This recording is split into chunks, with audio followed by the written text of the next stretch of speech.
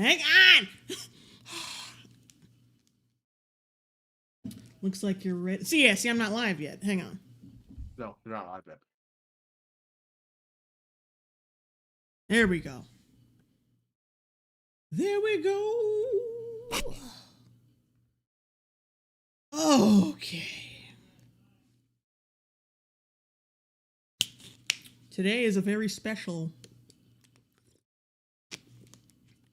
live stream. Well, live react, actually. Wait, I'm gonna let y'all flood in a little bit. Because I can see chat has grinded to a halt for a second. There we go. Now you're live on the other side. It was still buffering for everybody else to load. Yeah, I know. Oh my god. What? Right before it shows the panel of your stream, I'm taking a screen cap of you. It tried to show me an ad for Kamala Harris. Ew, Right no. There. Oh wow, they don't miss a beat, do they? Time is running out, chat. Give your black vote to the woman who couldn't even fucking solve the border crisis. Anyway. Yeah, it's a very special. I can see y'all starting to come in. It's okay, so let's get started. It's a very special stream because my sister found a bunch of tourist videos of our old hometown back in Chicago, and I was like, I have to talk. Like, there's two different videos because there's two different. It's so fucking confusing because it's such a shithole. I know I've said this already. It's in the title, but like. The place is such a fucking shithole that it's basically two places in one. It's like you have the place where everyone lives, and then you have the shopping area, like the shopping, like where everyone goes shopping and runs errands and shit. That was my experience with my old neighborhood. It's basically because whenever I ordered something, like our town is so shitty. Our town used to be, well, it's not. It didn't used to be so shitty. It's just shitty. But our town is such garbage, and it's such like a nothing place that when you order something, it just like it auto corrects the address to Chicago Heights because it doesn't register Fort Heights. It doesn't pick up Fort Heights on a map, so it just picks up Chicago Heights because it has the word, probably because it has the word Chicago in it. But anyway, yeah. You guys are gonna see my hometown. I'm so embarrassed, but so excited at the same time because I was like, yeah, I was just, I what I usually do with videos on stream is I usually skim through them before approving them, and yeah, some old memories came flooding back. And it's, let's just watch it. You ready, Carl? I'm ready to be embarrassed on your behalf. Okay. Ugh. Yeah, I'm sure you guys have been clutching your pearls waiting to see where I used to live. Oh, Billy F, 199 super chat. I have a distinct feeling that this is going to be good. Wait, someone else sent me a super chat. Where the fuck is it? Someone else sent me a $10 super chat, and now I'm not seeing it. What's up? What the fuck is up, YouTube? All right, you know what? It'll come. It'll show up. I'm sure. What the fuck? Oh, Carl, you getting the? Am I doing what? I can keep, it's still at 0-0 for me. There we go. Oh, so you see it? Okay. Yeah. Oh wow.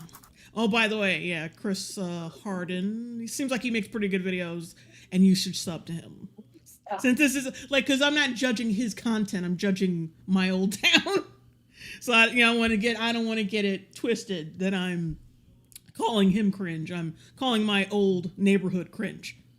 Oh, Idiotosin, $4.99 super chat. Hey, I'll have you know the only criticism people have of Kamala is that she laughs a lot. Jay taught me that. You know, black women who put other black, I've who got put to other admit, black men in jail. Laugh I a feel lot. like at some Yep. This nigga is bright, light bright. point in my life, Fort Heights, Illinois, is no longer going to exist. For this video, we'll show you all there is to see in Fort Heights. Let's go back. Let's go back.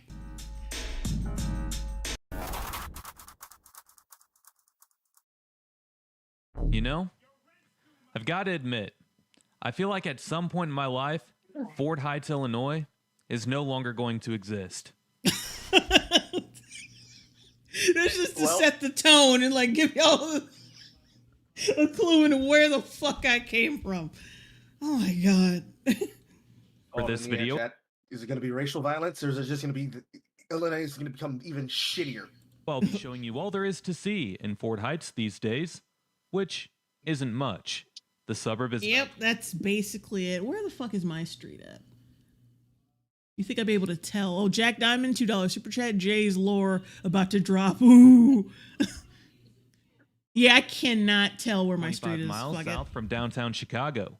It's actually closer to Gary, Indiana, as as you can is tell. only 15 miles from the city. But yeah, Oh boy. Fort Heights. The place is kind of dreary, kind of depressing, hopeless. Kind the of. blight seems endless, and at times, the village leadership over the years. has Oh been a boy, yeah, I know where that street is. Right, like I think I'm a street. No, I think that's the street right next to our street. circus. I guess. I'll start out the video by telling you what the place is like today before talking about. Join Siddique. I think that's what this is. I'm sorry if I'm butchering your name. We doxing Jay. You're not gonna know where my house is.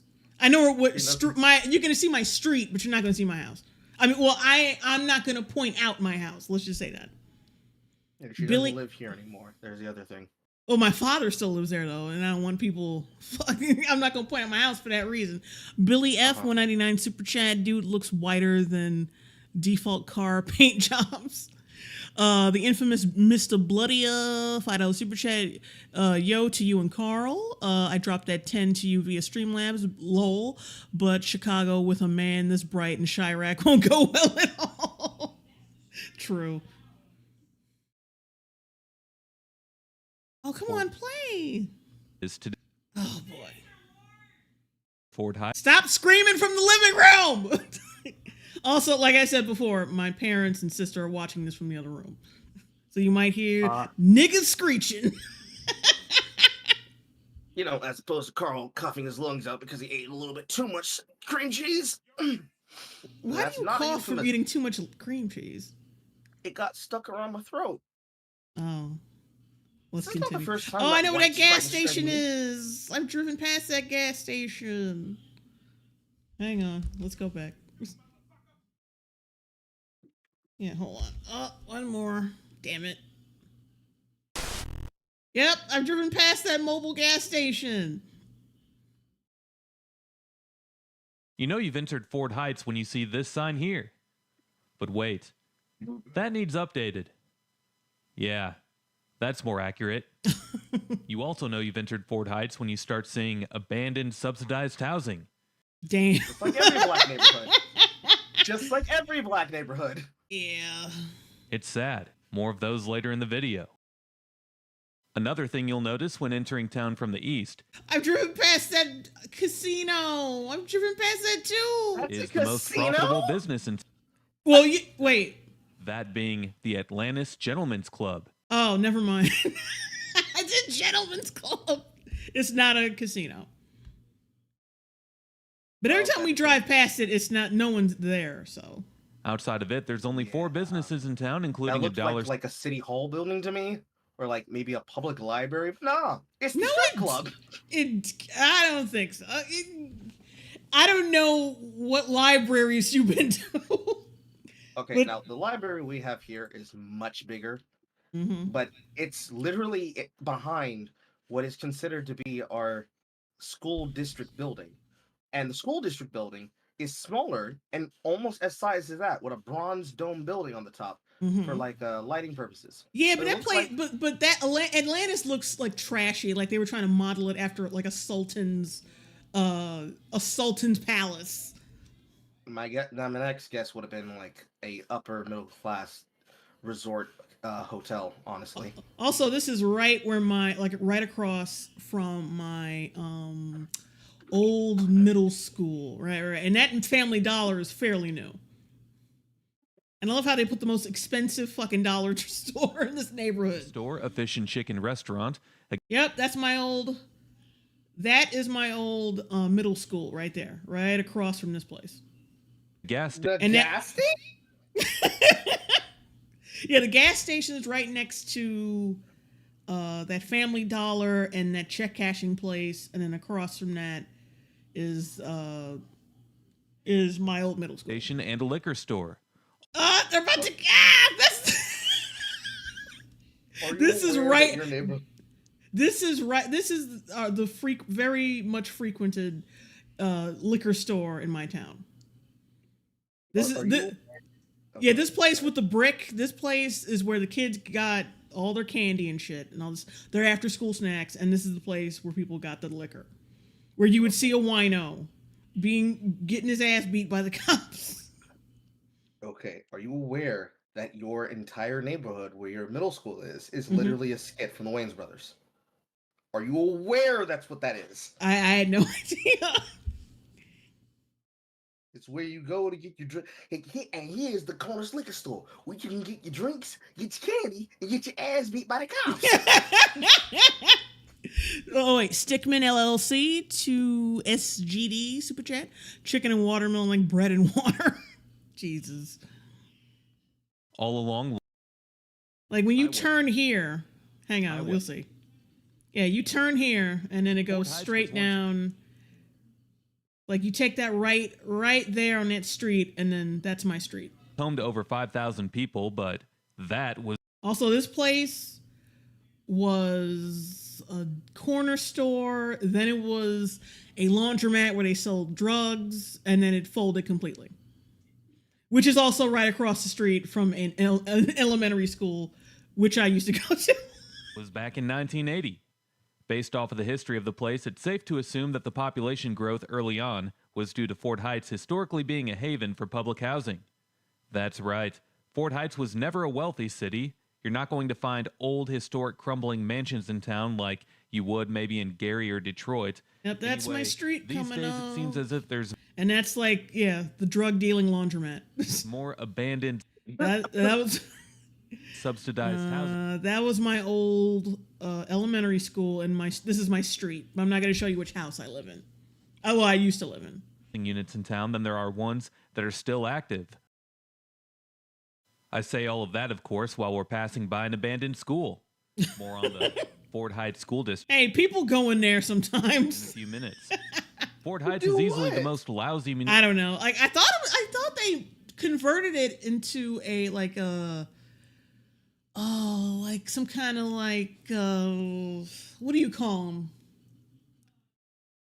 One of those oh my god, I'm trying to find the words. Research facility? No. Building block building? Like one of those community centers where kids go to play basketball or some shit. Collection of other crumbling southern Cook County sites, like Chicago Heights and Sauk Village, Sauk share a lot of Village! similarities with Fort Heights, although not quite to the same extreme as what you'll see here.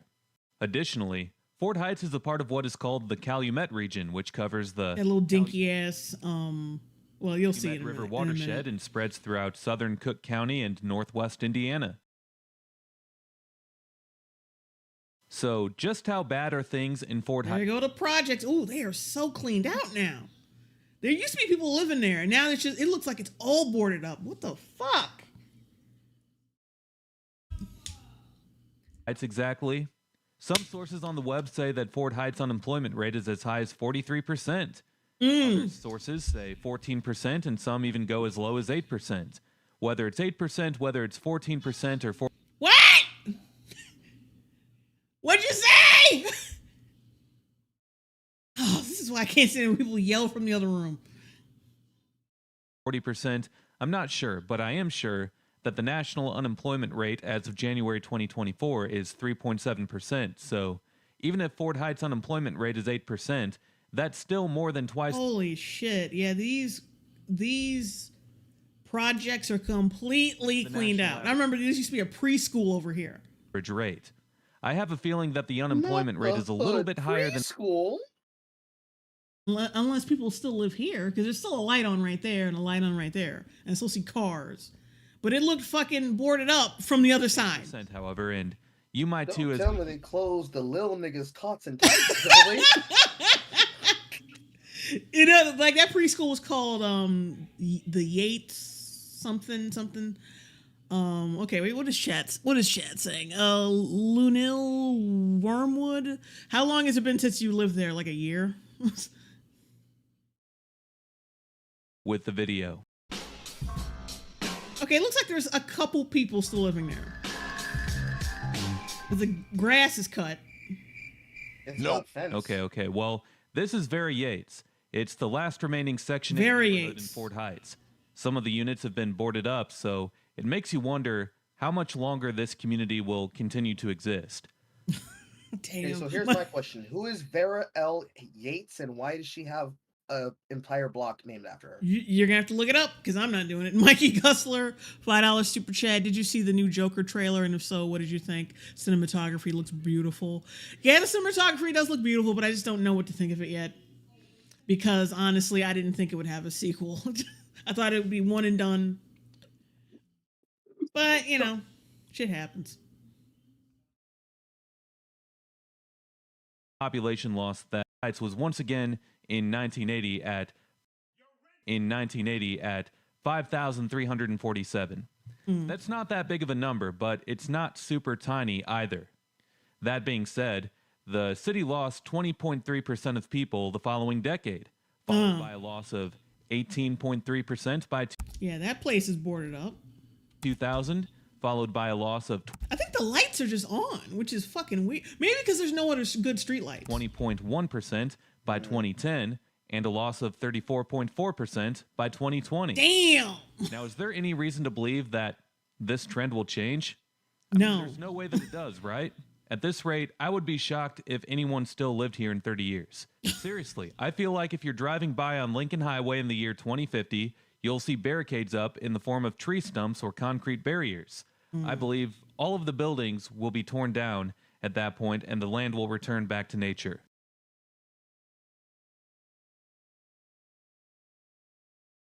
I mean, let's be honest. Mostly everyone who has been able to leave Fort Heights at this point I can hear my dad arguing with my sister about the gang violence. He's like, there ain't no more gang violence. All right. has likely already left. Also, how many more $16.7 million improvements is Cook County going to invest into the Very Yates? To be fair, they did improve my old middle school pretty well. Because you saw how it was brick. Yeah. See, before it was like a pale pink, like a dingy ass pale pink. It kind of looked like one of those clay houses from LA, but ugly, ugly looking, just nasty. And then they made improvements. They put up a sign outside that it was electric. It wasn't no painted bullshit, and then it was brick. It has like decals painted on it and shit. I think they improved their school uniforms too. But yeah, that seems like the only improvement they really made. So, Sora Hart, $5 super chat. Hey Jay, have you heard about My Secret Agent Husband? It's one of those movies you watch on stream, but it's gay love. It's a gay love story. I might check that out. I got to get back into the real short game. Billy F, $4.99 super chat. God, this stuff looks bleak as hell. Is it always like this, or just the overcast winter backdrop?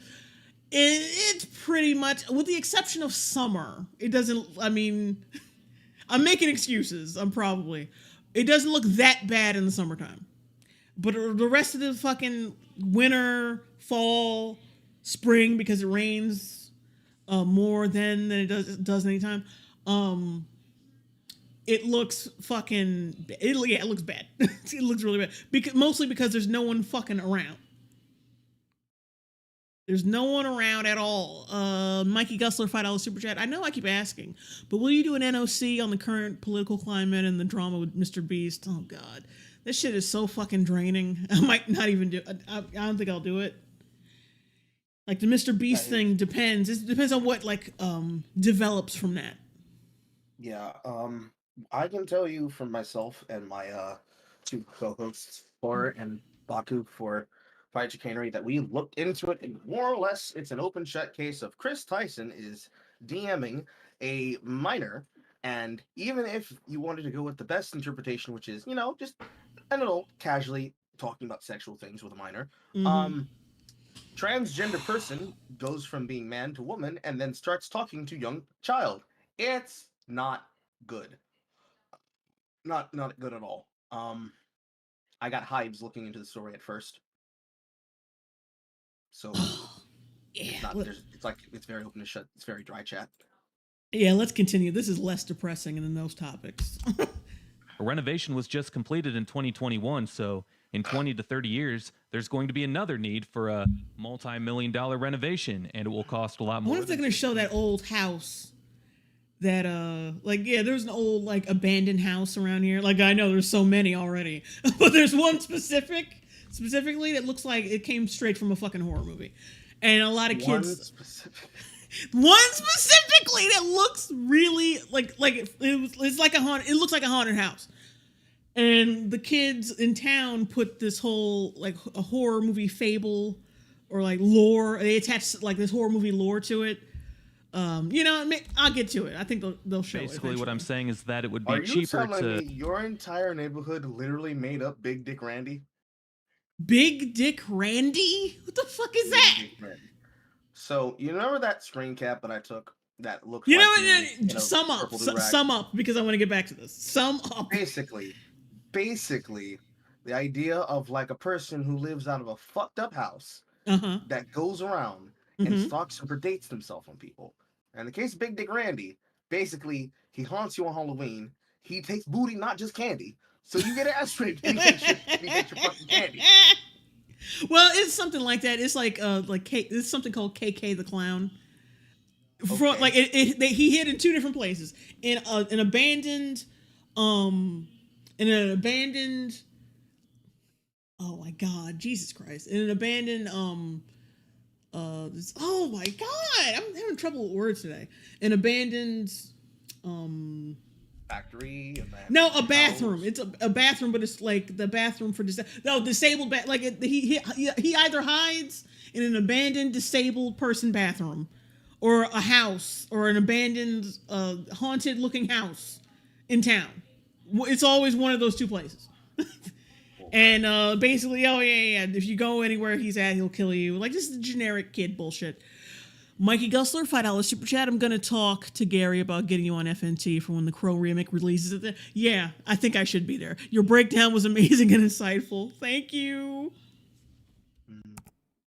The complex here, or just let it sit here abandoned. Oh, handicap bathroom. That's what I meant. Handicap bathroom. I guess like they have some other. I want to know if they show this house. Then it would be to renovate it. Or like maybe they tore it down. And I hope they didn't. It would be cheaper to build a new one elsewhere. So that's probably what's going to happen the next time that a huge renovation is needed for the Vera Yates projects. Well, now let's transition to talking about the school district here. Because amazingly so, as of this day in February of 2024, when I'm editing this video, there are still 2 schools. Wait, hang on a second.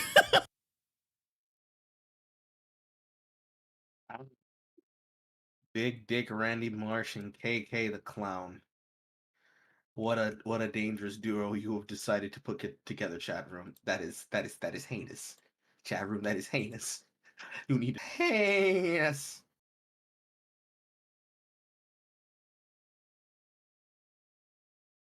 We are indeed back. We are back. We are blacked. We're moisturized with aloe and shea butter. Okay, my parents were having problems re-upping the stream. So I had to help. But yeah, my computer just like, well, not my computer, it's more like my monitor. It just went bullshit for no reason. And it just went out and I didn't know how to get it back. So then I had to restart my computer. I had to do with the ghetto. I had to do with the ghetto way. Mm-hmm. And then it came back slow. So then I had to restart the computer again the normal way because it was too damn slow and rickety. But now we're back. We don't have to worry about that bullshit anymore. Okay. I don't remember seeing this, though. Let me go back a little bit.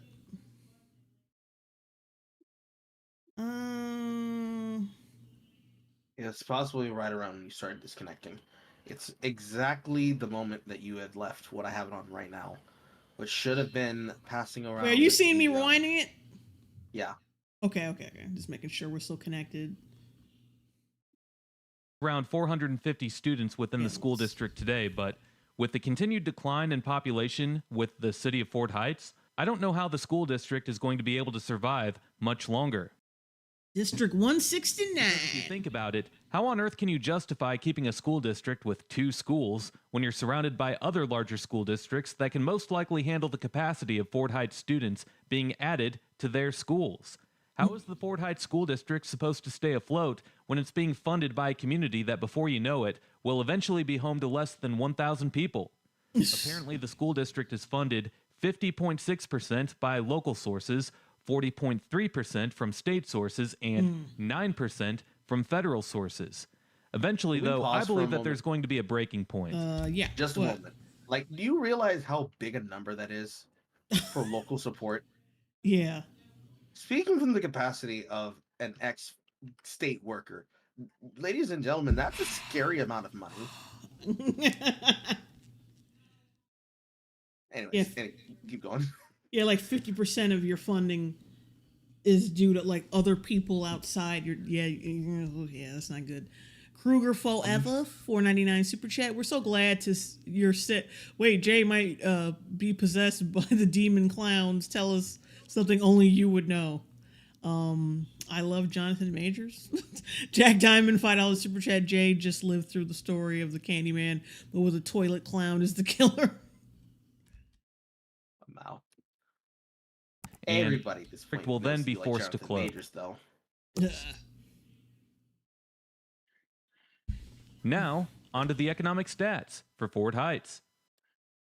Yay, Around the economic 1,600 stats. people call Fort Heights home today. That's according to the latest official population estimates. The 1,600 median people. household income is $37,800, and only 12% of adults 25 and older hold a bachelor's degree or higher. The median value of owner-occupied housing units is $42,200, which is around the same price of a new car, which, of course, is a depreciating asset.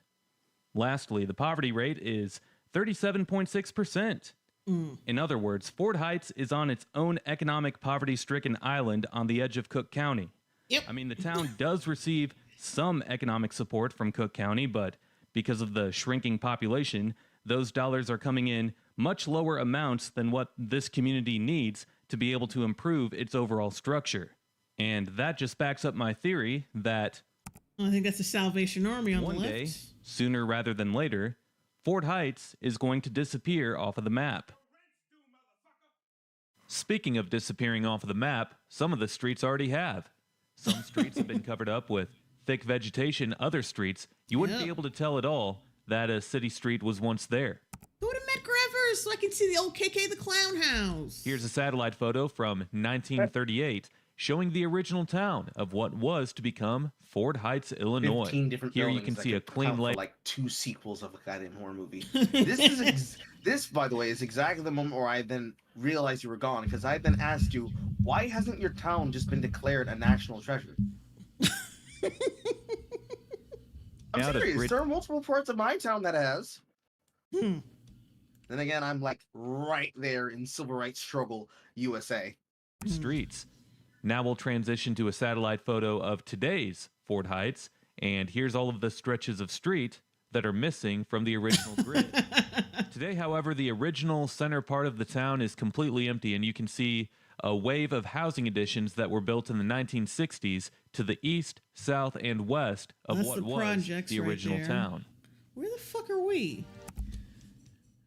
Oh, I'm trying to see. Oh, yeah, okay, there we are. That's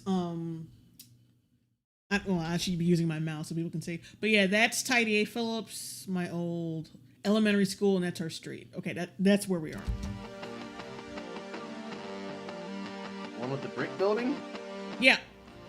Okay. I was about to say, I'm not gonna lie to you, they all look the same. I want him to drive around Medgar Evers so I can see that old abandoned house.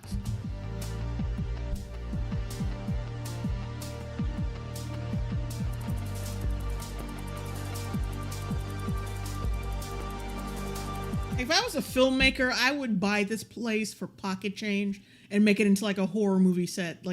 Just come here to my horror movie set. Like you can like take it down and build it back up to film whatever the kind of horror splatter gore fest you want. Because it's so fucking desolate. You don't have to go out of state where it's too expensive to film. Just come here. Just come here. Is that what you want Blumhouse to do? Blumhouse should do that. Like a lot of studios should be doing that. Just buying up land. Well, maybe they shouldn't. Because I feel like that's going to be like low key, like hideouts for, the elite pedophiles. We have underground tunnels.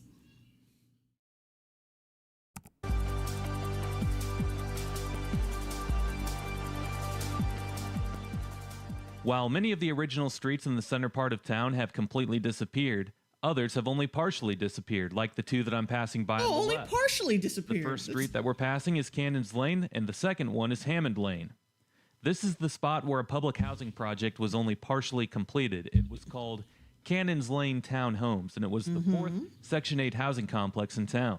The aborted Cannon's Lane Town Homes, however, gained national attention in 1970 when a murder took Yep, this is... See, he passed... Because this is the street coming from Medgar Evers. place there, which is something Yep. Where the fuck is Medgar Evers? Go to Medgar Evers, bro. we can talk more about once we get there in the history. This is right before you get there. This is right around... This is right before you get around the corner. Timeline. So let's begin the history timeline, shall we?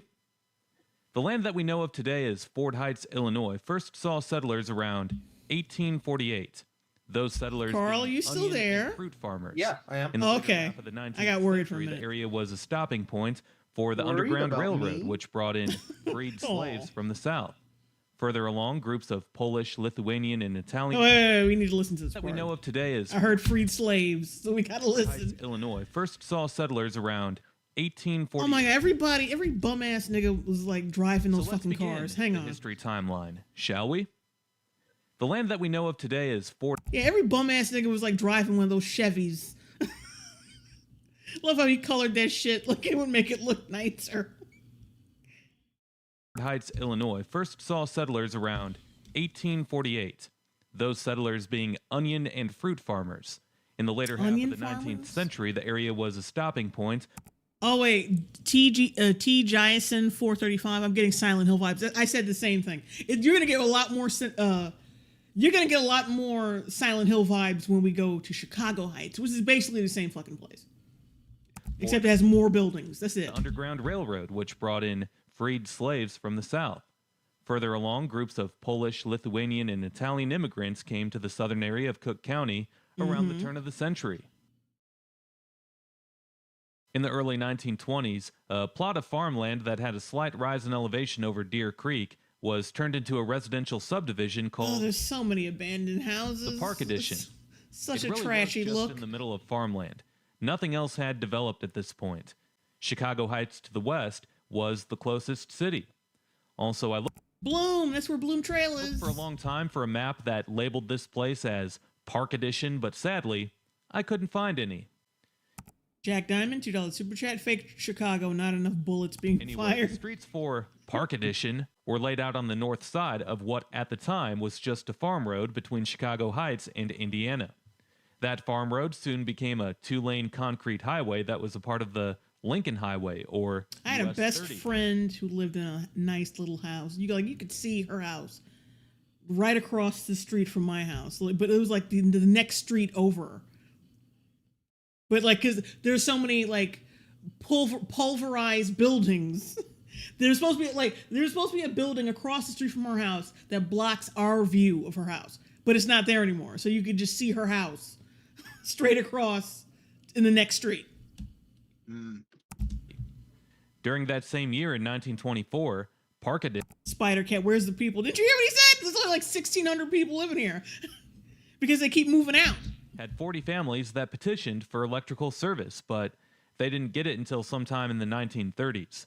When Oh, look at that! Like, I love how like abandoned building, dilapidated. Oh, look, one halfway decent house. that happened, the village incorporated with the name of East Chicago Heights. Now, when the name change from Park Addition to East Chicago Heights occurred is really unknown, as there really isn't much documentation. That's why, like, Chicago Heights and Fort Heights are basically the same place, because Fort Heights used to be East Chicago Heights until they changed the name. I see. Online about the history of this place. To me, that's just further proof that Fort Heights has always been a poverty-stricken community, because think about it. If this place was considered as anything but poverty-stricken, or if it was a place that wasn't just forgotten about and was never paid attention to, wouldn't you think that there would be some historic pictures of this place available somewhere? Yep. Well, guess what? There aren't any. None that I could find anyway. It's kind of like a parent who forgot to take pictures of their kid when they were young. Damn. But yeah, to me, that just You further don't forget confirms. to do that, though. Yeah, I know. It's not too good of a. I mean, that implies someone loved this place, and then just like, well, and just forgot about it. That Like, this it's not... Because, you see, there's probably some people in your chat room that don't realize that I'm a stepfather now. Mm-hmm. You don't forget to take pictures of your children. You have to intentionally neglect them to not take pictures. Yeah. community was always an economically challenged place. I love how some of these fucking houses have like a deck, like an off ground, like a deck. Like, who the fuck is walking on this shit? So yeah, East Chicago Heights was dealt a Niggas are bad going hand. outside? From when? Oh, come on. How? Like that? Those motherfuckers. You know, hold on, let me rewind it. Let me show you. Those fucking things look soggy as hell. How are you walking on that? None that Look at that! Oh, look at the terrible wood. It's green. It's infected. It's like, honey, come out on the patio so we can come catch a bullet during the fight. Adam We're gonna Wofford, $5 super chat. It kind of sucks. The people that first came there never thought it would be a ghost town. I could find anyway. It's kind of like a parent who forgot to take pictures of their kid when they were young. But yeah, to me, that just further confirms. Yeah, okay. Look that at this look at community this. was Look at this one. always an Hang economically on. It's not What is that? What am I looking at? This is literally a fucking crime. You're not supposed to leave buildings up with Tyvek weathering wrap still exposed to the elements.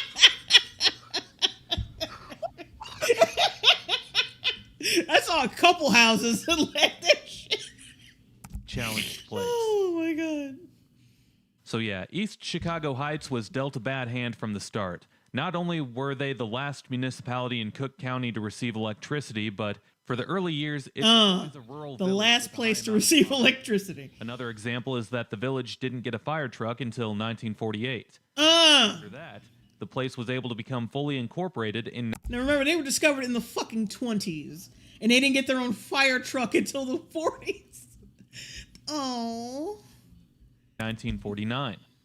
The local government for the community was always unorganized. Okay, but where is Medgar Evers? Where's it at? That's like one of our most famous schools there. There was never a strong tax revenue here. Only a few commercial businesses ever set up shop along Lincoln Highway.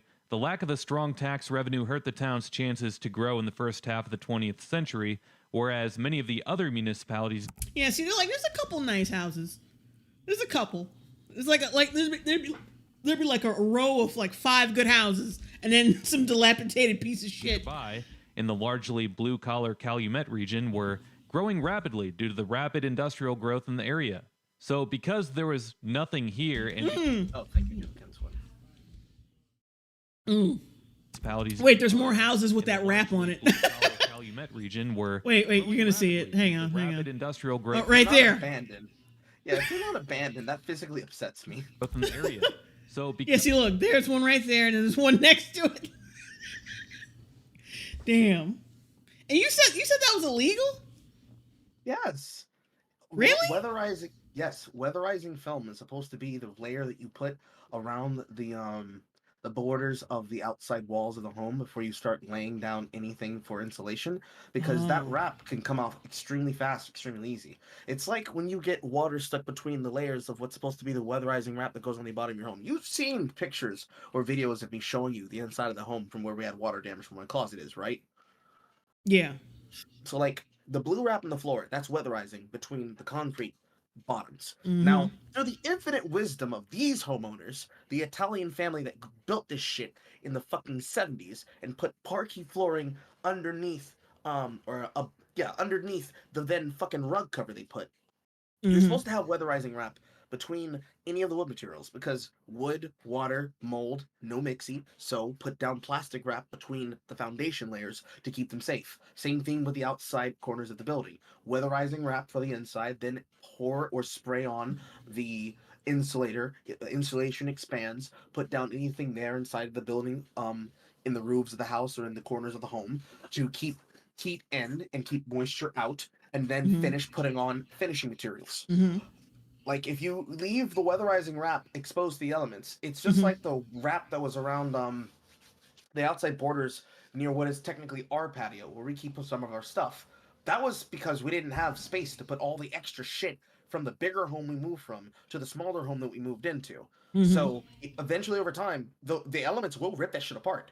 It might Oh. hold for like 2 to 3 years. Ours held for like 2.5 to 3 years, Mm-hmm. but the weather will eventually beat it down, rip the fucking plastic off, and then it's exposed to the elements again. Yes. But you could tell the work just got abandoned anyway. Yeah, It's like they just noped the fuck out when they ran out of money. Someone in chat asked, what's the rent like in Chicago?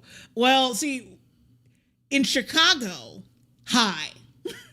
Where we're for like this place specifically where I'm from, I have no fucking clue. It's that bad. I have no clue. I just don't know anymore. As good as Because your guess is as good as ours, chat. Exactly. Oh, god damn it. because there was nothing here, and because it was seen as Oh, wait. There's a guy working on that house. Wait a minute. in the largely blue-collar Calumet region Wait a minute. growing rapidly due to the rapid industrial growth in the area. So because there was nothing here, Yeah, there's a guy working on it. On the second Hooray. house. Hooray, life. We found life, chat. One guy. it was seen as a poverty-stricken rural community, so to speak, people didn't really move to East Chicago Heights to start a family. It was never an attractive place for people. Wait a minute. I'm gonna go back to what he said. It was seen as a poverty-stricken rural community, so to speak. People didn't really move to East Chicago Heights to start a family. People didn't go there to start a family. Hey, mom, dad, they calling you out. People don't go to this shithole to start a family. Who the fuck would do that? I half expected your dad to say, "Look at some bullshit."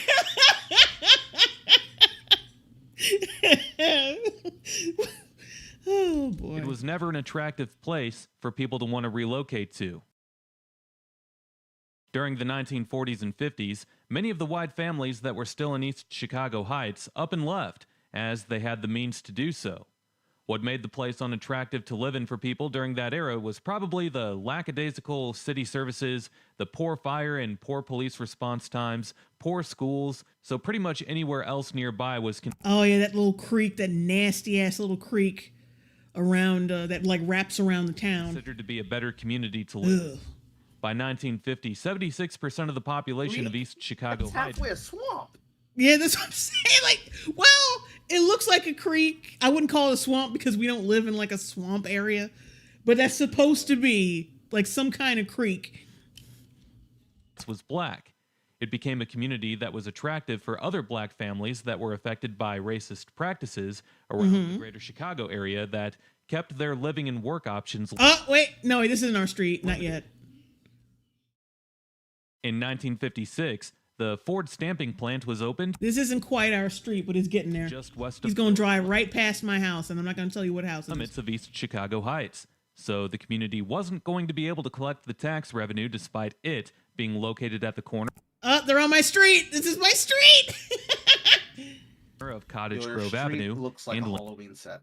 I know.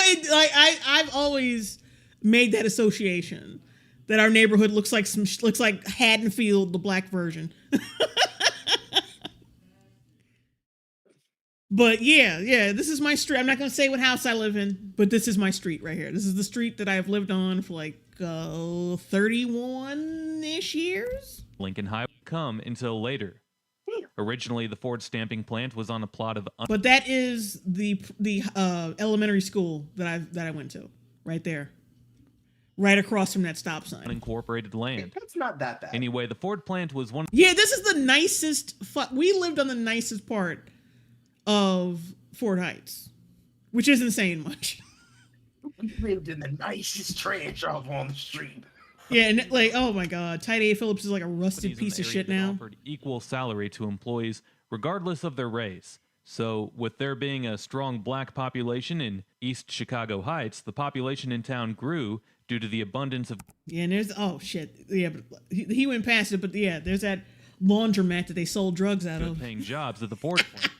As a result, East Chicago Heights saw what was probably the best era in terms of This elementary school actually used to look nice, but now it's like I said, it's a rusted out piece of shit. quality of life during the We used to get floods and shit, and it like rains a lot, so I'm not surprised it's rusted out like that. later half of the 1950s. It was the first, and also, very likely, the last time that the community will ever see a taste of Tide A. Phillips. middle class I could have swore they took that sign down though. representation among its residents. And there's that dinky ass. There's that dinky ass playground that they tried to build when they got a little grant money. That little dink. That look at that tiny little yellow and blue amalgamation that I'm circling with my mouse cursor. That's supposed to be a playground. All the way over there. Earlier, I mentioned how there used to be an organized All right, wait, yeah, that is that's the place that I pointed out that used to be a corner store that was then turned into a drug dealing laundromat, right there. layout of grid streets in the central part of town. That's Well, concerning. there were quite a few Yeah, it is concerning. older homes along those grid streets. Yeah, see, we lived in the nicest area because the houses were more they were well put together, and like there was like we had more than just 5 good houses and a couple shitty ones. It was like all decent looking houses on this block. Like I said, which is not saying much because allegedly like the mayor lived across the street from us. Which, like I said, don't get excited. Like it's not a big deal because like it's still a dilapidated piece of shit. Like, did this nigga come outside and like hang his head in shame knowing he failed his city?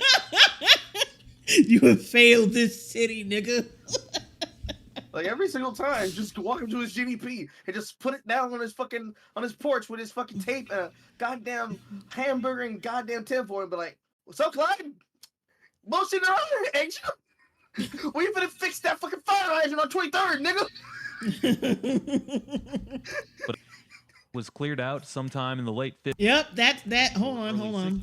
That is the place that used to be a corner store, like a little mini corner store, which was a godsend for me because I couldn't stand going all the way to the other corner store because there were too many people I fucking knew congregating over there. And of course, you gotta walk past a bunch of fucking winos. Like, there's literally like a section, like a pathway. Like you can either walk to the corner store on the sidewalk path, like a regular stone sidewalk path, or you can take the path to hell through the fucking bridge trolls and winos and fucking ogres and shit, all the way to. Like that's the shortcut to the corner store, like the one with all the like the candy and shit.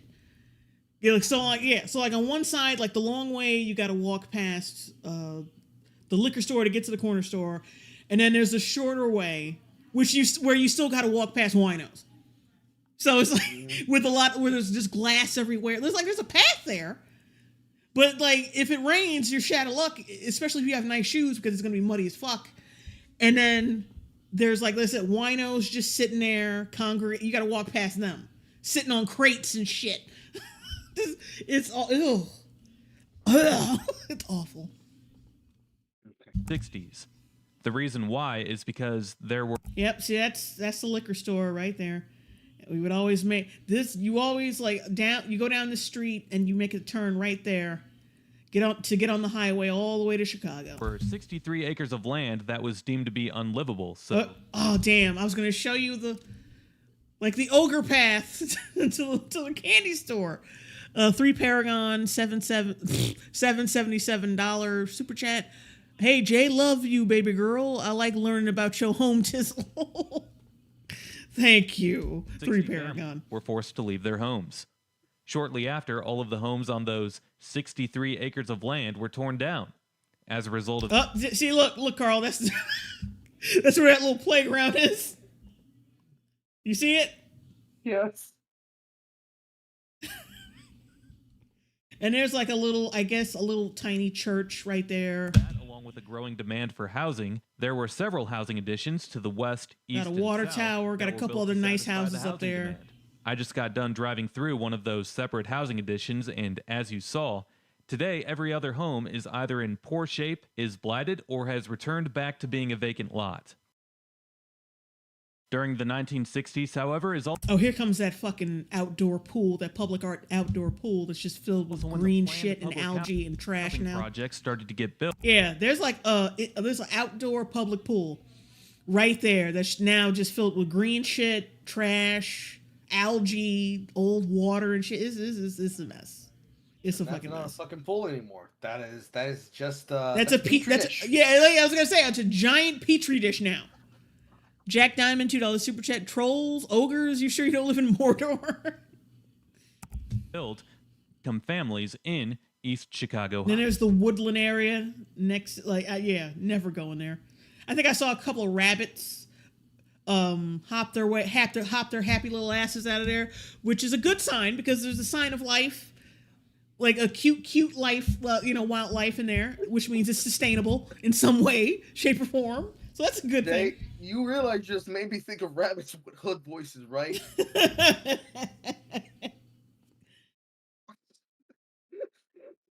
Heights. So it seems as if the peak years for the town lasted for only a short while. These housing projects brought a couple thousand more people into East Get a Chicago watership Heights. down. However, the new residents were all a part of the low-income group. Oh, they missed that house. He went past that house I really like. They only moved here because of the new project. I always had like a fantasy of like renovating that thing because it was such a nice looking house. being built in town.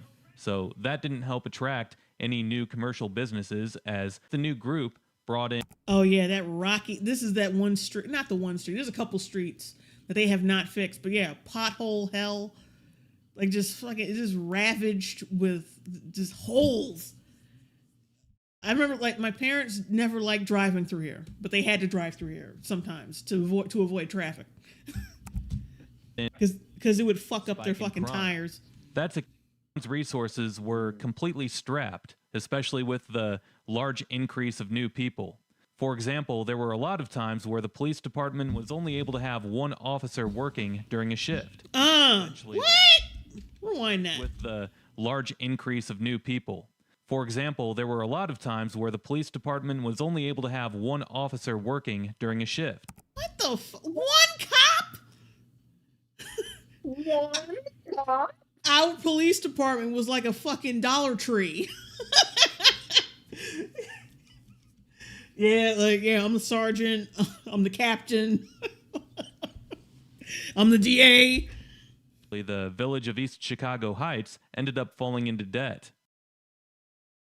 And now, we've reached the point on the history timeline where gang activity comes in play. In 1964, the Blackstone Rangers moved into town from Chicago, and became the first gang to roam the streets of East Chicago Heights. This gang was in other South Chicago suburbs as well, such as Harvey and Dixmoor. The leader for the pack in East Chicago Heights was Monty Powell. One of the earliest happenings of gang activity in town occurred in 1969 when an East Chicago Heights police Yeah, right down there is my old high school. Like, just is right next to my old middle school. officer Like, confiscated everything guns is right from a there. gang member.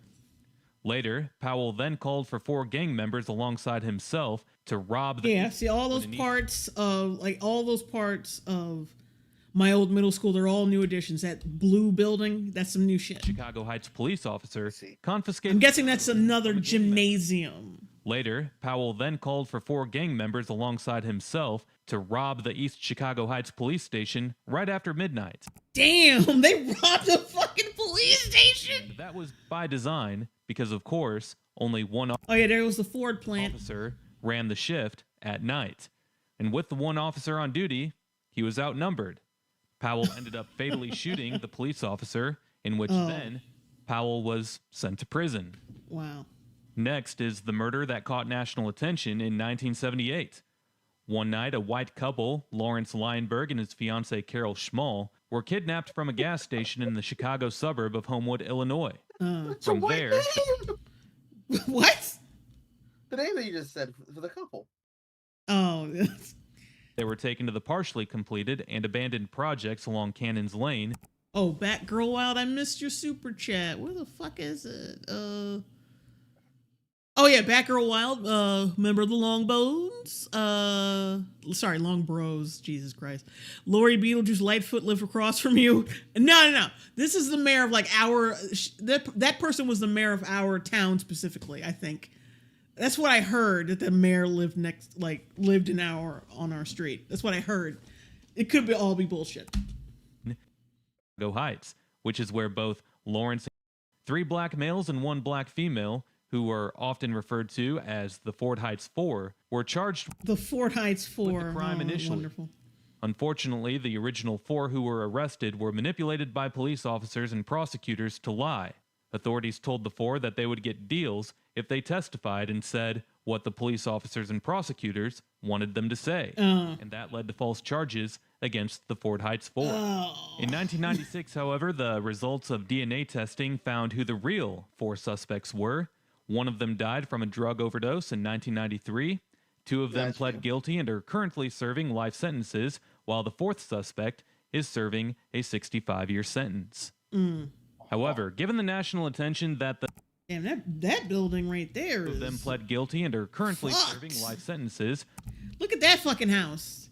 That's not the haunted abandoned building I was talking about next to Meg Revers, because they're not near Meg Revers. But this is just as bad as the one I was talking about. while the 4th suspect is serving a 65-year sentence. However, given the national attention that the 1978 murder in East Chicago Heights saw, it left the town with a negative reputation in the national eye for a long time, which made it even harder for the town to grow a sustainable tax base.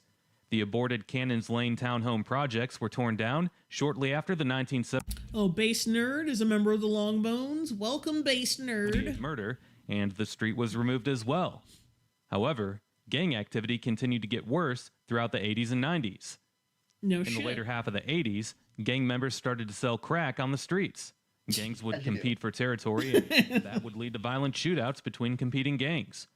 Most of the gang members lived in the Lena Canada and Selena Blake projects. Lena Canada was at 16th and Berkeley, while Selena Blake Laura was at Hugel. 15th and Hi, Drexel. Lauren. Hello. They were both a short walk from one another. Why are these all white people names?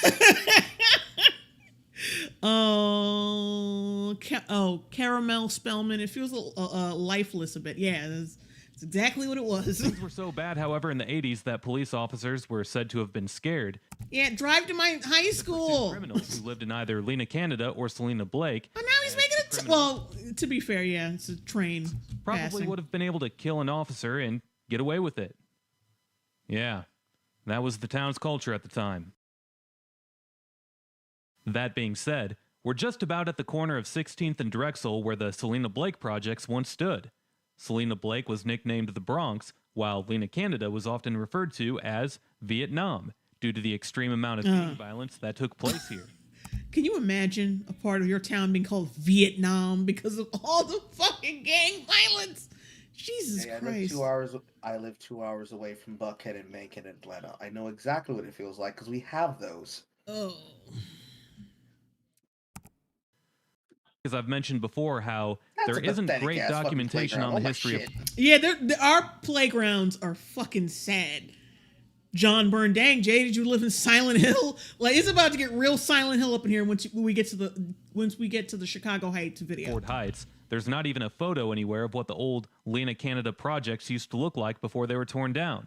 Not that I could find anyway. But because the documentation is so hard to find on this area when researching, I've actually found out that there's some confusion between where the Lena Canada homes were and where the Selena Blake homes were. The way that I was able to confirm which project was which was through this website here called Chicago Gang History, where they have several lower quality old photos Jim can swim Gulag Playground. uploaded to their Ew. website. But this one here shows the welcome sign to Lena Canada Homes, and by going back to 2007 on Google Street View, this picture was taken at 16th and Greenwood, which is right here on the map. So with the only other project south of Lincoln Highway being called Selena Blake, that would mean that the ones that are still standing are what used to be Selena Blake, or the Bronx.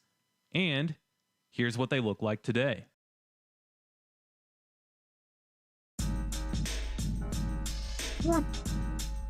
Oh, God. Why? The sound effect was not necessary, nigga. Pothole City. Oh, yeah, I've driven. That is a great name for a mixtape. Pothole City. Oh my God. When niggas can't see it, anybody about niggas bringing out out of the bell. I was bringing out here while I'm sitting in the cells. Went down on the road while my thing getting shot over fucking the dome. I had a friend who lived around here. Oh my Coming soon God, to it the looks next so Southeast, bad. That's horrible. I've never seen a building have vitiligo. Vitiligo Village. Oh my God. Oh. Oh no. Oh no.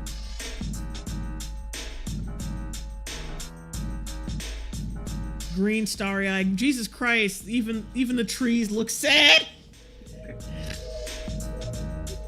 You know when the trees are covered in green moss, it's over. Like, it's done. It's a wrap. Your town is shit. You're lucky you don't live in a place where Cootscoo is normal. Your shit would be a fucking green plague. Like, wait, one decent house right next to all this dilapidated shit. One decent house. And another dilapidated piece of shit? Your neighborhood officially is like a neighborhood out of fucking Bully Scholarship Edition. Mm-hmm.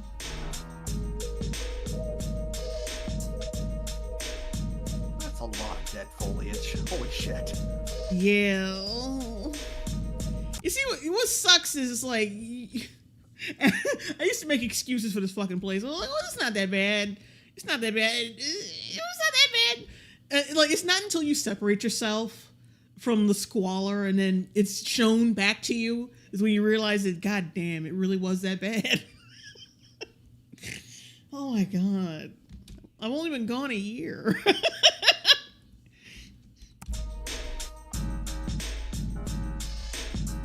That's definitely an interesting choice of color. Black on top, tan on the bottom. Just like a Brazilian waxer. Whose fucking car is that? Who is even parking out here? Oh, look, someone's working on. We got one fucking guy working on one of these pieces of shit. Like, it's one place that looks halfway decent. I think they're just getting it fixed up. One place, like one guy.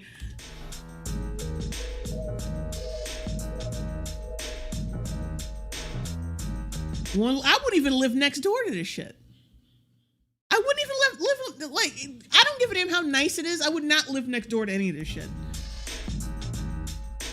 Because you'd still get the remnants of whatever the fuck is living next door, you know? Rats, cockroaches. Oh, Quatrina VR. He's trying, Jay.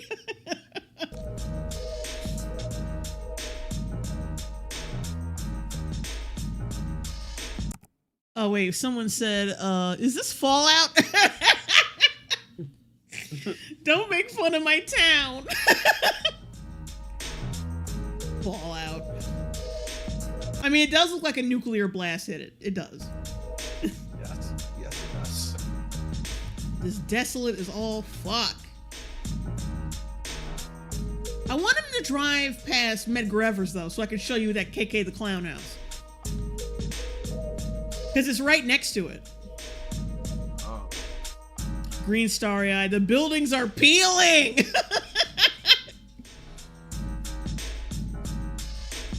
Fallout Fort Heights. Yeah, Silvio Manfred Dante, Fallout Fort Heights. Oh my god, it's just like street after street of dilapidated shit. I halfway want to just call it Negroville. Negroville.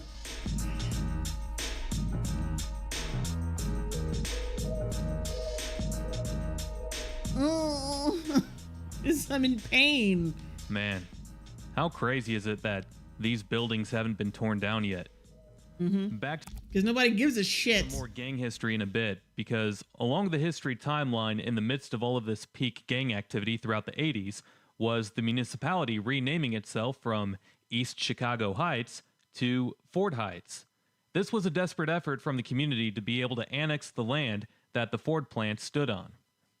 Along with the extreme gang activity, Ford Heights was deemed as not only the poorest suburb in all of Chicagoland, but also in the nation throughout the 80s. Damn. Things were bad here on all levels, so the community really needed to catch a break. Well, at the time, the Ford plant wasn't located in any city. It was on unincorporated land, so neither Chicago Heights or East Chicago Heights owned the Ford plant. Anyway, the city of Chicago Heights ended up making a better deal than Ford Heights did. I mean, Chicago Heights had better resources to negotiate with, so Ford ended up annexing with Not that much better. Chicago Heights rather than Ford Heights. So, unfortunately, the newly named Ford Heights didn't get the break that they were looking for, and Chicago Heights was the city that ended up collecting the tax revenue from the Ford plant. Well, Ford Heights might have changed its name, but the reputation of the town surely didn't. In fact, the gang violence was said to have been even worse. In the 90s, it said that Ford Heights was a lawless town.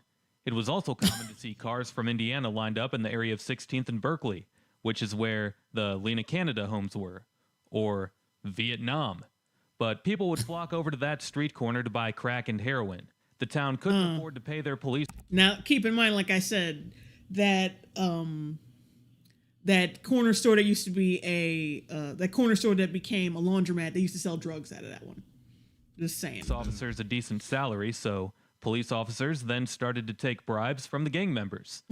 Of course, the other part of the deal was to allow the gangs more freedom to operate lawlessly. Well, 6 out of the 9 Fort Heights police officers were found to have taken bribes. The officers would alert the gang members whenever a raid was coming. That was on top of allowing them to get away with all of their criminal activity. Additionally, whenever someone who was a part of one of the gangs ended up getting arrested by one of the cops who were doing their jobs, the bad cops would alter the reports so that the gang members could get away with whatever it was that they were doing. Thanks, thanks, police officers. We loved all that crime you let people get away with. Really, it was just a great setup for the gang members. Later on, 4 of those 6 police officers ended up being charged with federal crimes. Yeah, because the 90s As is they should. because the 90s is when we actually started living out there. We moved out there when I was like 6. So that was like when 92, 93. Yeah. Little J. Long With the huge Simone surviving in the fucking gang populace of fucking Indiana. Presence of the crack epidemic, the corruption, and the overall lawlessness throughout Fort Heights. What school is that? Is that Tiny? Do you want to know what the Or is that no, that's Cottage Grove. I recognize that. That's Cottage Grove. result was of that? Yeah, that's my middle school. Now, it looked like shit when I went there. It looked like a fucking hovel. Like I said, it was covered in like this pale, I don't even know what the fuck you call it. It was like pale pink and dingy. And then over the years, they repaved everything. They bricked it up. They put like an electrical sign outside. It looks real nice now. And then they improved their uniform policy. Before it was like plaid, green plaid, and piss yellow shirts, and then they went from that to white shirts and blue pants, which is like ideal for me. It would have been ideal. I wish we had that when I was a kid. Instead we were saddled with piss yellow and green plaid. What do you think In the all of black the neighborhood? Were they trying to get you niggas arrested? Yeah, I was in uniforms all up until high school. Damn. And it was always the same two colors. It was always plaid, green plaid, and piss yellow.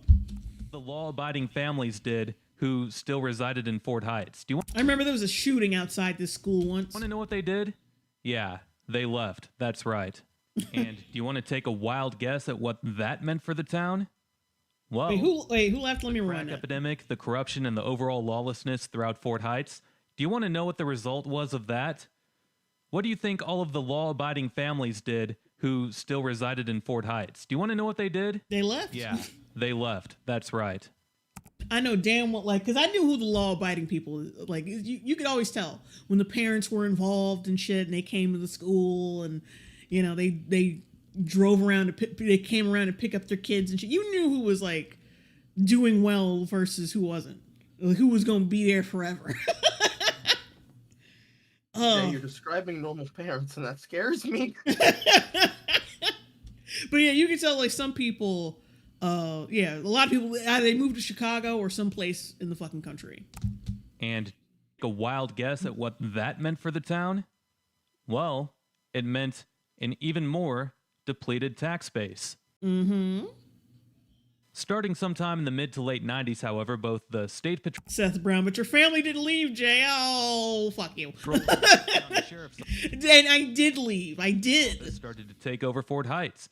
They immediately made over 150 drug Yeah, I remember that yellow house. I always used to walk past that coming home from school. and weapons arrests through sweeps in the projects.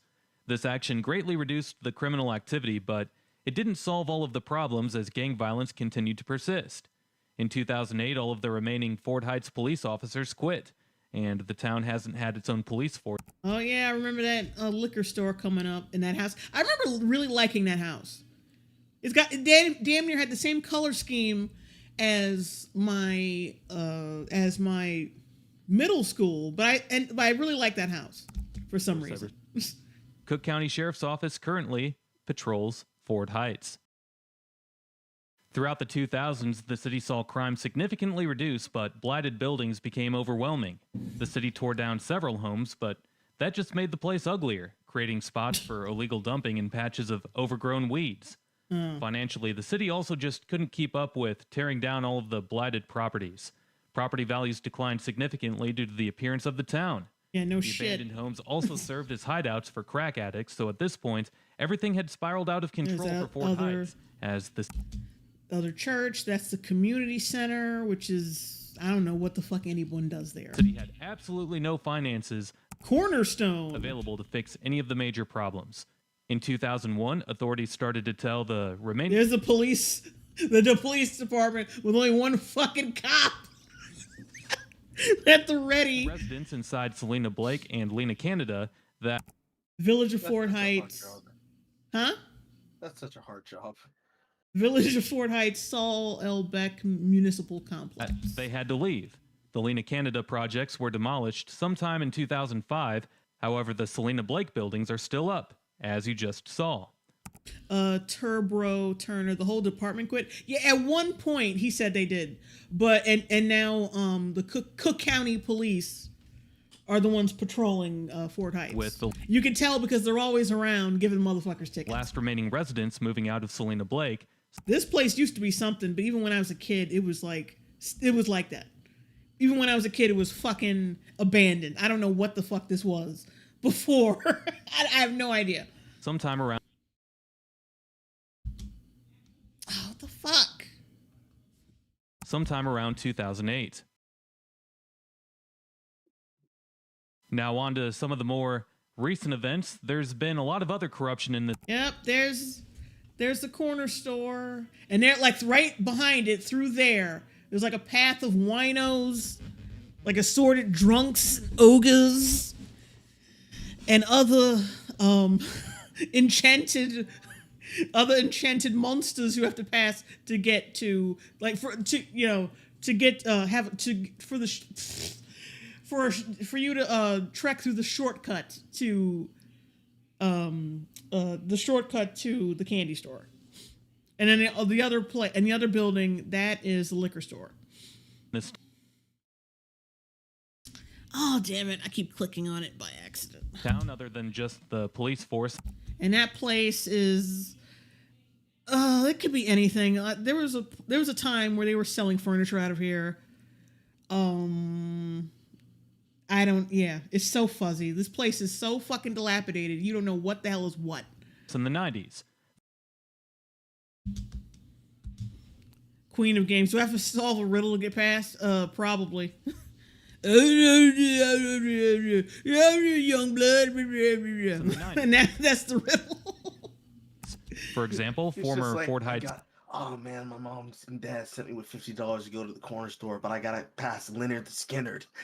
Come out of fucking nowhere. You hear, hey there, young blood, come here to the side. You wanna get to the drugstore? You gotta tail my hide. In which of my pockets do I have what you need? A switchblade, some candy, or some heroin to feed? And right down here is the highway all the way to Chicago. My favorite part of this town. The highway to Chicago. So I can get away from this shit. Mayor Charles Griffin back in 2018. Mayor Charles. Oh, so that was the mayor. That was our mayor. Right there. He looks like Samuel Jackson.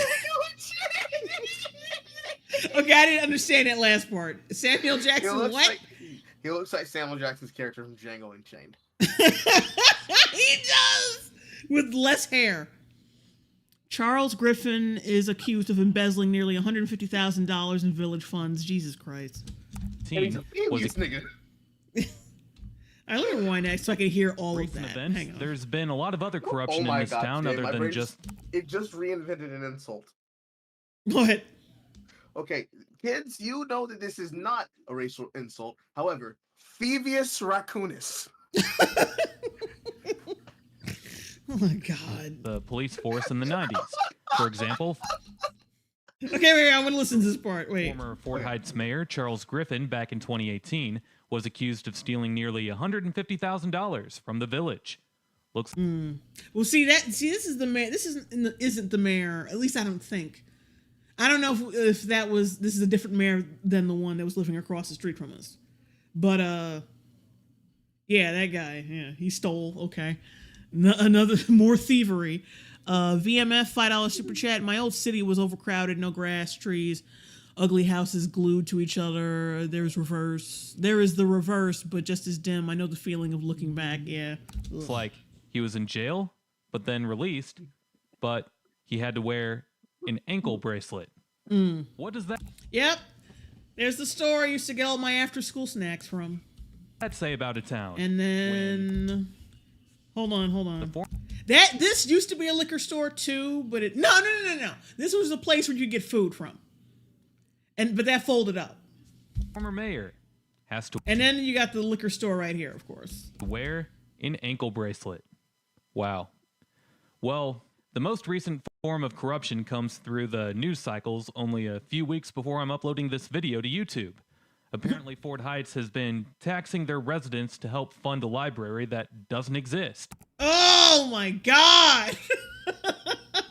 That's just called extortion. Oh my God. Oh, Bill Dad fucking raised fucking The hell at community the next hasn't fucking city hall meeting.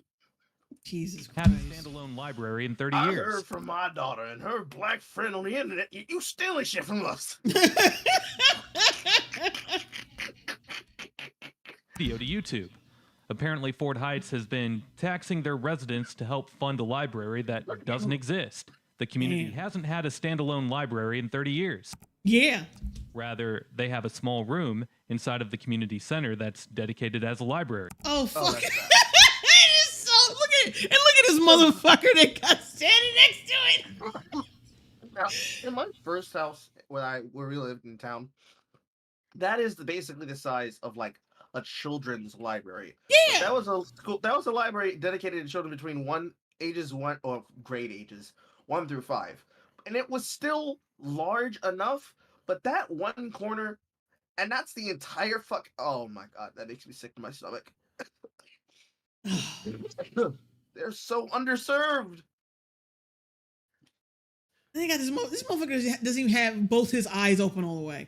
They're fucking crooked as shit. Oh man, I'm so glad I got this Yet, shit. public records show that there's been over $100,000 of tax revenue collected over the past decade for an official library. Mm-hmm. But nobody knows where those funds are actually going to. But everyone's pretty sure that they're not going towards building a new library. Mm-hmm. Local radio station WBEZ reported that the Fort Heights Public Library District had requested over $800,000 in levy from its residents between 2011 and 2021. Over that time, the Cook County Treasurer had given... And plus, you could only gather up like not even $1 million in like 11 years, or sorry, 10 years. Damn. been more than $120,000 to the Fort Heights Public Library District. The news station also reached out to Fort Heights officials asking them where the money was going to, but Fort Heights officials never responded. Ain't no fucking officials. It's a ghost town, nigga. 30 years ago, the district was forced to close the Fort Heights Public Library as the library was unable to keep things up to code. The building no longer stands today either. It was demolished. In 2018, the Illinois Oh, Jack Diamond, $2 super chat. What's worse, Chicago or Boogie's life? Now I think Boogie's life is still worse. That's still a lot fucking General worse. Assembly approved a request for an Boogie audit destroyed his of life. Yeah. the Fort Heights The Public national GDP of your fucking town and the weather destroyed the town. but it never happened because With a little the help from gang niggas, you know. Yeah. village officials never agreed to it. The reasoning of the village, however, was that the district would have had to have paid for the audit, and the board said Oh, that street is just blocked the fuck off. Okay. that there wasn't Fucking enough Christ money almighty. to pay for an He had to turn around. audit. Additionally, throughout this entire time, Fort Heights residents have Building not been able price to is get a so low, membership it's the goddamn plot of a mid-90s action film.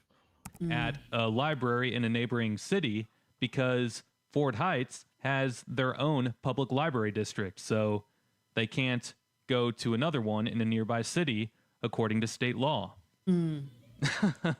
What a freaking circus show. You can sound a little bit more enthused, nigga. Aye, aye, aye, aye, aye. Well, everyone, what did we learn in this video? We That this is a dilapidated piece of shit. learned that you can't always trust the Fort Heights Public Library District, and in the 80s and 90s, you couldn't always trust the Fort Heights Police Department. But you Could never trust him. What it sounds like. trust Chris's livability score. Nigga, don't troll their audience. You know that shit's low. Hang on. Oh wait, was that the score? Because I can tell you right fucking now, there's no way it's that livable. The first category is education. High school. Oh wait, he's gonna rank it. Okay, Who never live in mind. He's Fort got Heights. different 10. categories. Bloom Trail High School. Bloom Trail High School ranks towards the bottom of Chicago area high schools. Only 10% of students are proficient in math, 11% in reading, and 13% in science. Oh Education gets a god. 4 out of 20. Crime. Damn, 4 out of 20. And in other news, 420. have to blaze up living here like this. Fuck. Oh, is Jesus. next, and while the crime rate isn't near as bad as it was in Fort Heights during its peak in the 90s, True, because there's no fucking people there. That's why the crime is low. Because criminals aren't stupid enough to live there. Ain't nobody to rob. things are still Who you gonna rob? Casper? pretty bad here. For a town of now less than 1,700 people, Fort Heights continues to see multiple homicides per year. According to the most recent joke skit. It's like, nigga, wait, ain't no fucking people to rob, just all white people. I know. I got an idea. peak in the 90s, things are still pretty bad here. For a town of now less than 1,700 people, Fort Heights continues to see multiple homicides per year. Yep. According to the most recent data, the violent crime rate here is 1,100 for every 100,000 residents. Crime gets a 5 out of 20. The next category is down. Okay, it's not that bad. Fawkes, $4.99 super chat. Bro sounds like Trisha Takanawa. Tom is standing here talking about how much my childhood town eats. Down, which there is no downtown if you count the liquor store off of Lincoln Highway as being your downtown. Downtown gets a 0 out of 20. Downtown gets a fucking 0. I always thought of Chicago Heights as being downtown Fort Heights, to be honest. To be perfectly fucking honest. But I guess he has to count it as its own separate entity from Chicago Heights, even though it's basically the same fucking place. The economy in Fort Heights is as lousy as it gets. Sure, there are plenty of jobs in the Chicago region, but a part of the economy score is the overall home values and the fiscal health of the town that I'm focusing on. Economy gets a 3 out of 20. Recreational opportunities are far and few in between from Fort Heights, Illinois. There are some wooded preserved areas with hiking trails in the area. Plum Creek Meadow is... Hiking trails? Is that what we're calling, like, a fucking area of dilapidated shit? It's a hiking trail. What? It wasn't. Why? What? But I wouldn't. Like, is that pathway from the sidewalk to the candy store, like where you have to walk past the drunkards, is that a fucking hiking trail? Isn't too far. Brownell Woods is a quick drive north along 394. Lake Michigan is 15 to 20 minutes northeast, but the closest parts to Lake Michigan from Fort Heights would be where all the steel mills are in Gary, East Chicago, and Whiting. So not the part of Lake Michigan that you want to be swimming or fishing in. Recreation gets a 3 out of 20. Next up is history, and I'm conflicted on what score to give Fort Heights here. It does have some interesting history, but really, if Fort Heights wasn't full of abandoned public housing, and if Fort Heights didn't have the negative reputation that it does from the gang violence, corruption, and crime over the years, there would be nothing interesting about this place. And because there aren't really any historic landmarks in town, I can't say that the history here brings much value. History gets a 4 out of 20, despite the fascinating story behind the town. Next up is amenities, and I don't know, I didn't see any amenities. Did you? That's fucked up. Like I said, personally, I count Ford and Chicago Heights as the same place. And if you count Ford and Chicago Heights as the same place, then like we have plenty of amenities. There's a Walmart somewhere. Gets a 1 out of 20. Damn, amenities gets 1 out of 20. The last category is cost of living, and that's easy, 20 out of 20 there. But because it's a fucking ghost town. that's not a good thing in the case of Fort Heights. All in all, the Chris Livability score for Fort Heights, Illinois is 40 out of 160, putting it in very last place. Oh, damn. It's in last place. We're in last place. Out of all of the cities that I've done this for so far. Damn.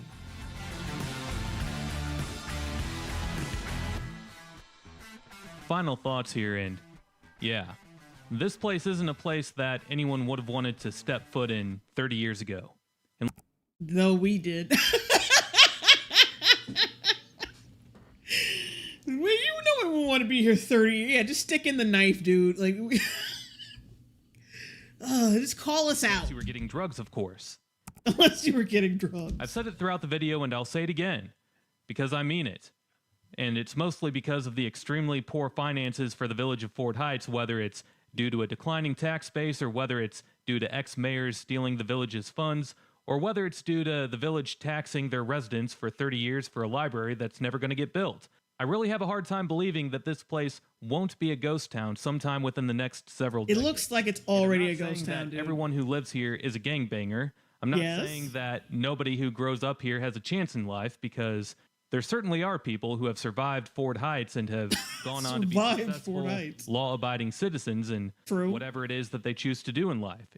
It's just a lot harder for kids who do grow up in Ford Heights to be able to go on and be successful adults. I mean, the data is out there, people. The research has been done. These are facts. People who grow up in poverty-stricken communities like Ford Heights are a lot less likely to obtain a college degree than people who grow up in, say, Naperville. You know, people who grow up in broken households, as in having only a single mom or a single dad, or just kids who go through a divorce. Maybe they don't have any of their parents and they're being raised by their grandparents, because Okay, wait. What's that nice string of houses right there? people who grow up in broken I households, ain't never as in seen having those only before. a single mom or a single dad, or just kids who go through a That's Tyler Perryville, where all the black rich Tyler people- Perryville. Tyler Perry, he used some of his money to build a string of houses out of the goodness of his heart. But yeah, that looks... I've never seen that. No longer satisfied with just making up a black substructure, he decided to now fund his own ville community out of the broken houses of dilapidated hoods. Okay, wait a minute. It's like Okay. Neverland. It's like Neverland, but for horrible blaxploitation. Wait, Laura Hugel, $5 super chat. Hey, Lauren, have you seen the video where a family goes to Afghanistan for a family trip? If you wish, I can send you the video on Twitter. Yeah, why not? Send it my way. I'll see if it's any good. Sore Heart, $2 super chat. I want to play Silent Hill now for some reason. Oh, it's about to get even more Silent Hilly up in here. Wait until you see the Chicago Heights video. Because it's basically the same place as Ford Heights. I think because he's more of like a technical.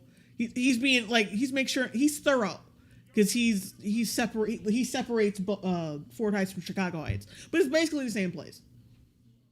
Basically the same place. It's like a 10-minute fucking drive away from where I used to live. a divorce. Maybe they don't have any of their parents and they're being raised by their grandparents, because maybe their parents are in jail. Who knows? But kids who have chaos like that in their lives at a young age have a harder time succeeding in life. Those are proven facts. That's data. But you know what? It's not impossible, and it's obviously not fair, but it is what it is.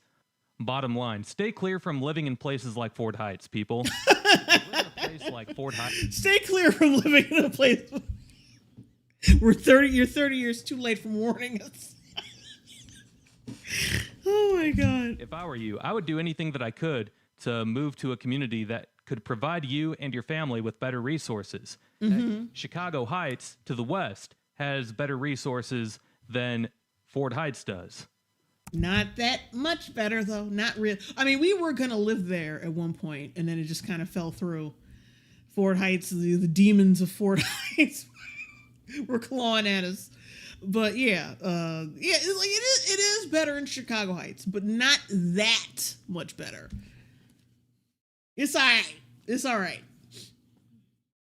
I mean, compared to compared to Fort Heights, it's like it's like night and day. It's like the rich neighborhood. Let's just say that. And In Chicago comparison. Heights has plenty of struggles too. But with that said, I do end the video here. And if you enjoyed this video, make sure to drop a like, comment, and subscribe if you haven't already, as doing all of those things helps these videos destroy the evil monster that is the YouTube algorithm. Other videos. But where the fuck? He didn't show Medgar Evers, which I don't like, because Medgar Evers was named after a famous black person, and it's so it should have been like one of the centerpieces of this fucking video, but they don't show it unless it got torn down. But where the fuck is Medgar Evers? Like, it must, because he said there was only like 2 salvageable schools out there, so I guess it got torn down or something. Because other than that, I don't understand why he didn't cover that. All right, is it already in here, Chicago Heights? Yep, it's already in here, so all I gotta do is click on it. Carl, you're still there, right? Yes. Yeah, yeah, you make me nervous when you don't say anything for a long period of time. What the fuck? You heard it here first, chat. When I'm not yapping, she's scared. You're just so... I'm so used to you saying shit. Your life. Okay. I'm trying to... Like, I gotta get this in the watch later. Oh, sorry, watch together. Shit. So we can watch it.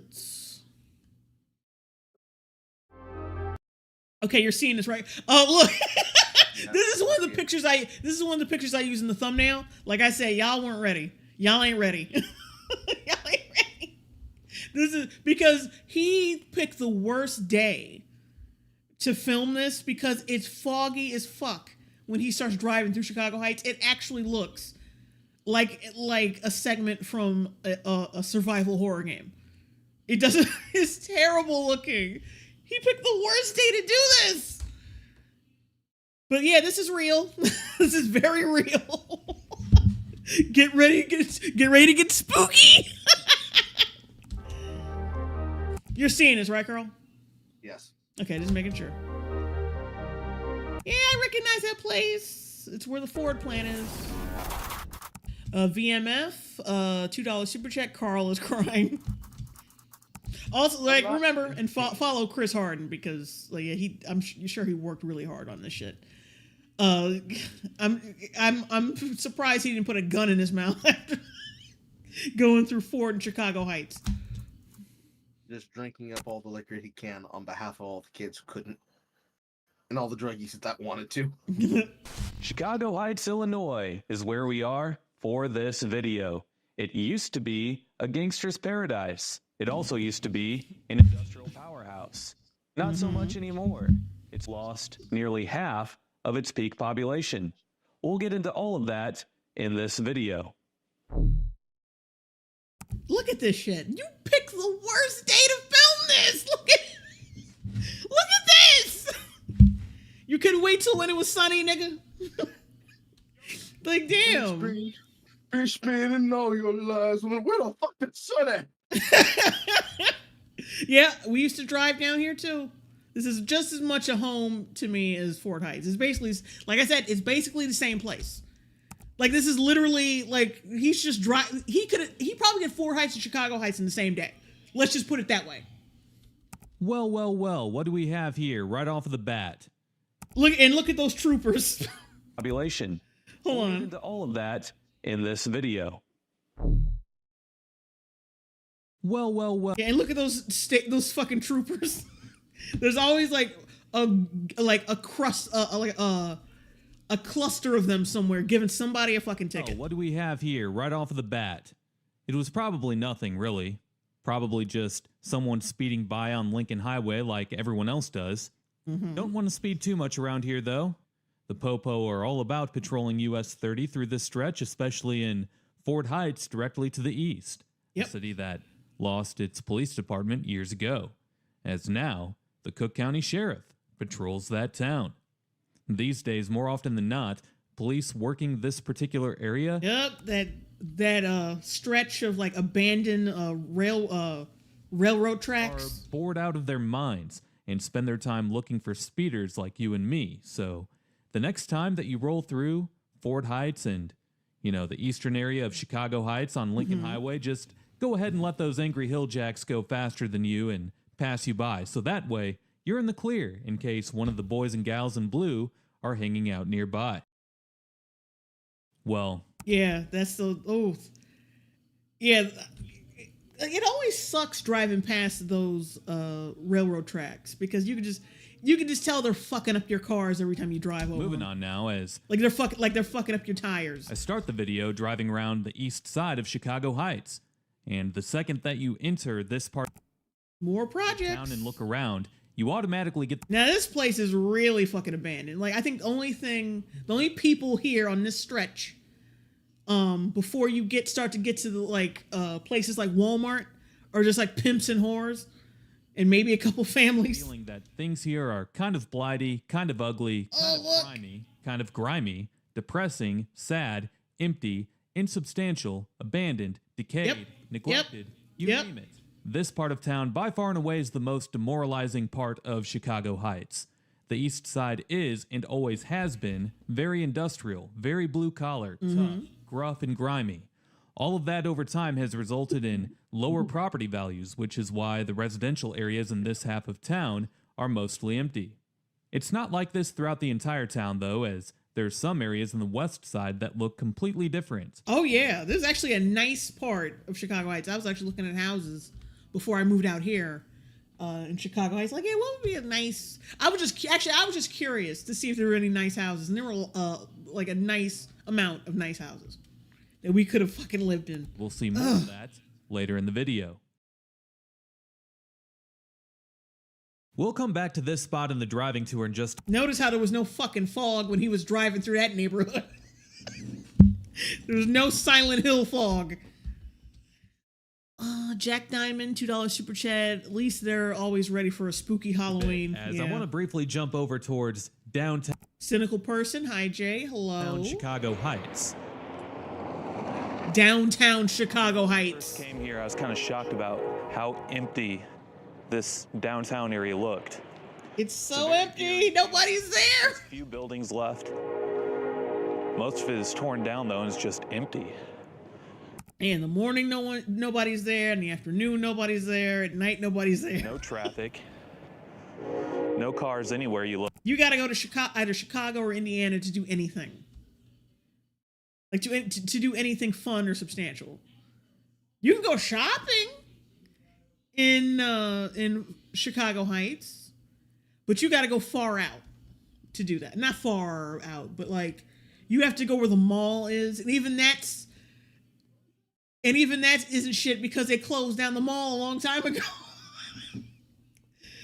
And then there was a shooting outside that mall when it was closed down. It's the whole thing. Look. Oh, look how this is Silent Hill. This is literally Silent Hill. Jesus fucking Christ! That's so barren. This is such a hunk of shit. Empty. No traffic. He's the only thing in the fucking thing No that cars has anywhere color. you look. Mm-hmm. Like I said, he picked the worst. Look at this. Look at this Silent Hill ass shit. Oh, he picked the worst day to do this. Fucking mid-2000 fucking. No cars anywhere. Granted, it's Oh, a guy named Jeff, Silent Hood. but The rest of the town hasn't finished rendering. And that fucking train's so goddamn loud. Yeah. it's like there's nothing here. The trains not here much- are not nearly as loud, but you notice them because we still have operating train tracks. Mm-hmm. What the fuck is Reflections?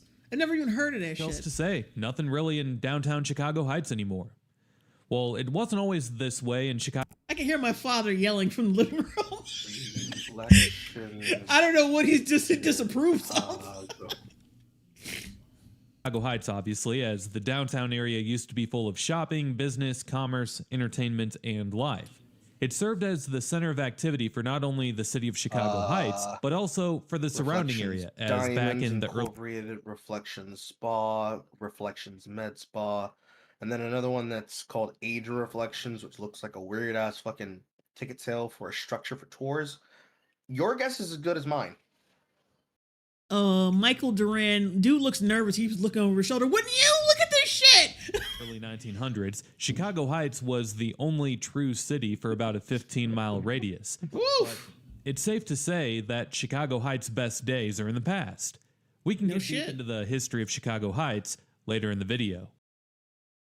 Seth Brown, maybe Reflections was a Mulan-themed gentleman's club. I'm out. True. When Or it will was a gay my club. reflection show in your puss? Meanwhile, it's surprising to me that there isn't much info available on this building here, 1700 Holstead Street. When you drive into downtown Chicago Heights, this building clearly stands out among the others. According to Landmarks Illinois, 1700 Holstead was constructed sometime in the 70s and was called the first National Bank Tower. Google Street View has this shot of the building from 2000. Oh, wait. Galf R35. I'm sorry if I'm mispronouncing that. Wrong Turn, Lost in the Heights. 7, in which it appeared to be in the beginning stages of vacancy. The sign from the 2007 shot is unreadable, and it's no longer there today, but the sign suggests that... Look at this fucking shot! That definitely looks like it's a fucking render out of a video game in the mid 2000s. Oh my god, that is bad. I mean, it's a great shot. I'm just saying, this does not make our town look good, bro. It's fucking scary. Nick Seference, $5 super chat. This is what voting. This is what voting for Democrats for the last 70 years gets you. It really does blow your mind. They still vote. Love you, Jay. Love you too. There is at least some kind of business operating in the building either at the time of the shot or not too long before the shot was taken. Yeah, this is some Silent Hill shit. Oh my god. Also, what's noticeable is the smaller for sale Teddy One Kurlobi, Silent Heights. right next to it. The land. Fucking Heights. The land that the old crumbly bank building stands on today used to be occupied by the old Victoria Hotel, opened in 1893. See, yeah, this place looks. Destroyed Yeah, by this. fire in 1961. Oh, destroy. Yeah, oh shit, destroyed by fire in 1961. T. Jason, 435, 499 super chat. Was Chicago Heights owned by a cult? I'm getting Coley and Water, Florida vibes.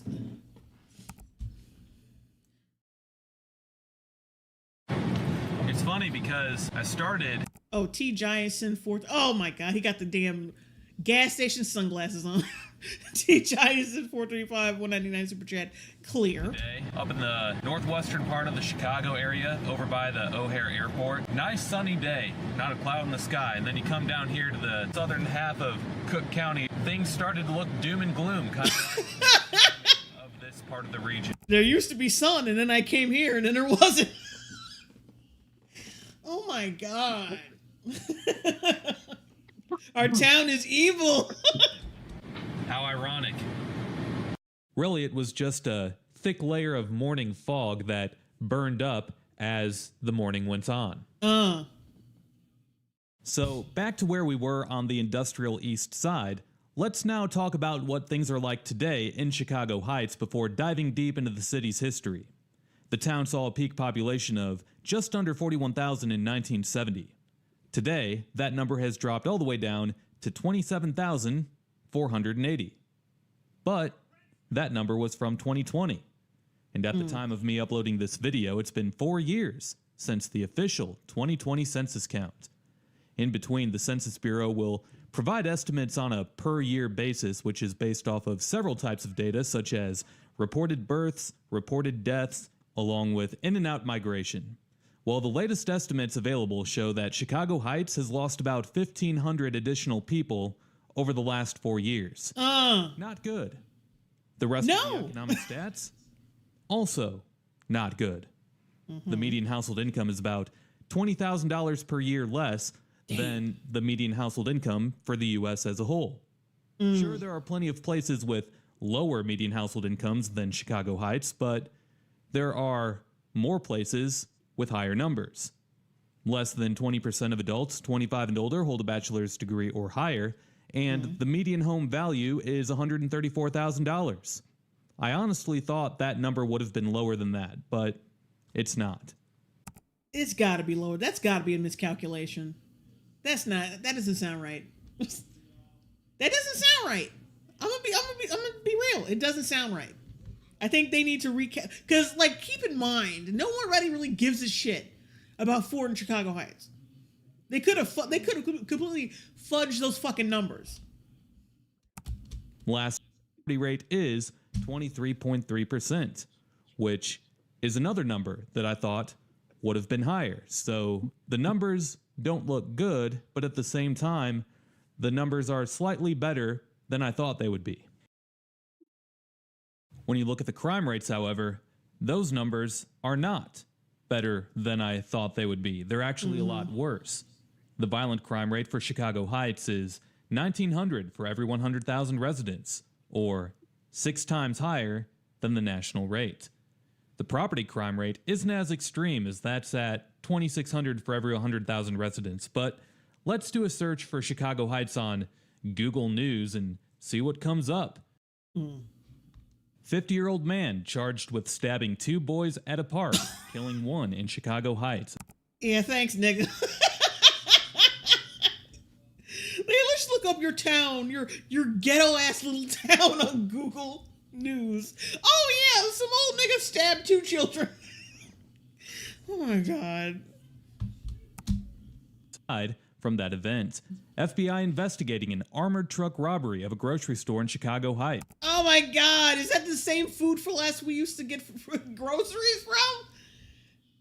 Somebody, like, an armored truck robbery of Food for Less? Who the fuck does this? That's some ghetto-ass shit. I'm sorry. We're robbing an armored car. Where we going? Food for Less? Oh my God, are you kidding? Yeah, that sounds like us. 2 killed during a fight outside of Chicago Heights' home. 3 Chicago Heights men dead by gunshot. Shooting in Chicago Heights leaves 18-year-old dead. Girl 5 slain. Grandparents charged with murder. I mean, come on. A 5-year-old girl? Really? Dude, you could sound a little sadder than that. Oh, grandparents murdering their 5-year-old granddaughter? Ooh, like, really? Really? Very unfortunate. The data also says how the Mark Alcatraz, Food for Less is the most ghetto-ass name for a grocery store. crime rate here has more than doubled since 2018, with the violent crime rate for Chicago Heights being at a rate of 872 for every 100,000 residents that year. Really, crime in Chicago Heights has been a major problem for most of our lifetimes, but in recent years, there's been a very noticeable spike in violent crime, and it's something that the city should be very concerned with. Yeah, but that's like everywhere in like the Chicagoland area now, for obvious reasons. All of those news stories that I highlighted, There was somebody who said something real funny and kind of low-key smart. So why don't we put all these fucking migrants in Chicago and Fort Heights and put everybody who wants to leave into the better neighborhoods and give them residence in those fancy ass hotels they're giving these motherfuckers. Just a thought. Yeah, that wouldn't be half of a bad idea. Yeah. They'd probably scream and say, "How dare you make us live here? How dare you make us live here in this You should go back to goddamn where you dilapidated shithole?" You had to go back to where you fucking came from then, nigga. within a year of me uploading this video. Altogether, there were 12 homicides in Chicago Heights in 2023. There's only one Cook County suburb that saw a higher number of homicides, that being Harvey, 8 miles to the north. Harvey saw 13 murders in 2023. Oh, Cold Stone Creamery. Harvey also has a population of 20,000, or about 6,000 fewer than Chicago Heights, giving Harvey a higher ratio. Mark Alcatraz. I do work in the most ghetto places in my nearby city, and this is making me feel better about it. Damn. The suburb of Dolton, Illinois also saw 12 murders. Like, usually I like the look of, like, foggy-ass places, you know, that are, like sort of sunlit through the clouds. But, like, oh, God. This is so depressing. In 2023, Dolton is about 14 miles to the northeast and also has a population of around 20,000, so Dolton also has a higher homicide rate than Chicago Heights does. So despite how bad things are in Chicago Heights these days on paper, other nearby cities have seen a spike in violent crime at a worse rate. However, the high crime rates over the years... Yeah, like, a part of me is like, oh, isn't this pretty in a way? Like, in its own, like, ugly, terrifying way. Pretty is not the word. Like, it's just, the way, you know what it is? Like, it's like, when you, I don't know.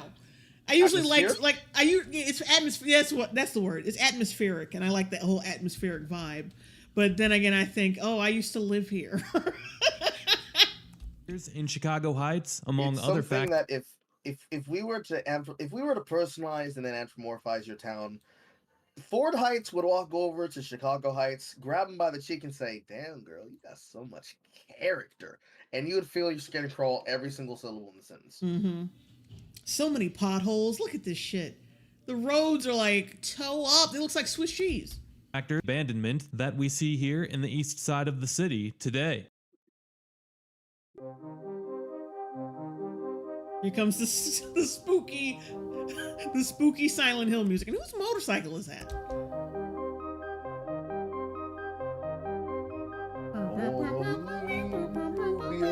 They will take your pain.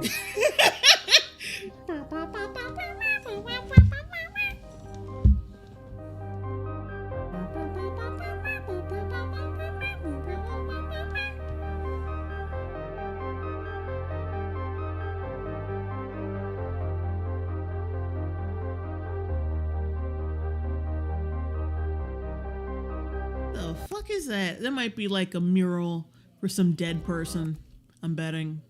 Is he intentionally playing dark synthwave from something I'd expect in old waxwork? Yeah, I mean, come on, wouldn't you? Look at this shit!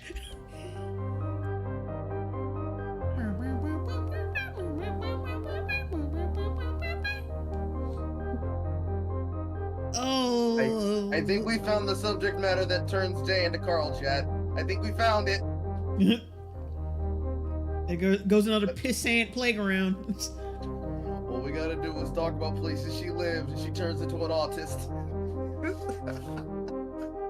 Like, there's so many good and bad memories. Mostly, well, it's not bad. It's just like meh. Ugh. There's the street corner I saw a man get robbed on. There's the street corner where my sister had her first kiss and we got robbed for a James. There's the corner store where I heard my dad scream. Let's start going. For the first time. Well, we only got robbed like once, and it was some fucking idiot tried to steal like my dad's car. It was like a blue Oldsmobile. He tried to drive it out of our driveway, but he ended up crashing it in a fucking tree across the street. right across the fucking. He was a moron. And luckily we were able to get, like, I think Dad had it, like, he had a jack on it or something. Like, he tried to, like, take it off, but but he couldn't, so he tried to drive it off. Like, to drive off with it with the jack on or some shit. And, like, he ended up crashing it across the street. But, you know, we got the car back. It was fine. But see, most of the time we didn't get robbed because we usually had a dog. We had a big ass Great Dane, and I think nobody wanted to. Which accidentally. Here's a funny story. Like used to have like a big ass Great Dane, right? It accidentally got free, and like fucking terrorized the street while we were trying to wrangle him up. And I guess since then, like nobody fucked with our house because they thought our dog was crazy. And he was huge. Well, she was huge. So, yeah. Not Scooby with an eye. Yeah, she didn't even have her ears pinned up. Like, she was a Great Dane with, like, normal ears. History timeline for Chicago Heights, shall we? The first known European settler in the area was Absalom Wells, who built a cabin on a ridge above Thorn Creek in the 1830s. If you can't spot where Thorn Creek is on the map, it's the dark squiggly line that goes in a northeast and southwest direction. If you still can't spot Thorn Creek on the map, then you're probably one of those who never knows where they're going because you never learned how to read a map. So if that's you, have fun trying to navigate the rest of your life. Meanwhile, there's actually a historic marker at the intersection of Chicago Road and 13th Streets that marks where Mr. Absalom Wells' I've never seen that, actually. 1833 cabin was Michael Duran. The weather's not like this all year long, is it, Jay? No. Not really. Like I said, the summer is the best time to go outside because, you know, the air is nice. You know, there's vegetation on the trees. It's green and lush. But any other time, it's like it can get depressing. constructed. Yeah. It's a shame that it isn't still here today. Oh, the majority of my city. It's just a natural effect of the overhead overcast and then mixing into a normal like heat dome, and it makes the fucking weather conditions look like Halloween Town Mm-hmm. sets. Yeah, like this. We're there. Oh, this is so. Look at this. Like this is definitely like a good thumbnail shot because it's so like what fucking town is this? Today, we would be celebrating Look at all those potholes. 200th anniversary of the first cabin in Chicago Heights. Also, thanks to Adgorn on waymarking.com for posting this picture of it, so I didn't have to get out of my car and do it myself. Fangirl down the street, $2 super chat. What's your dog's name? Oh, her name was Heidi.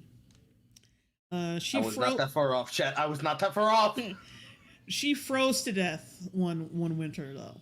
Aww. She like yeah, we had to leave her outside for whatever reason, I forgot. And she froze to death while she slept. So she was like frozen in place while she was sleeping.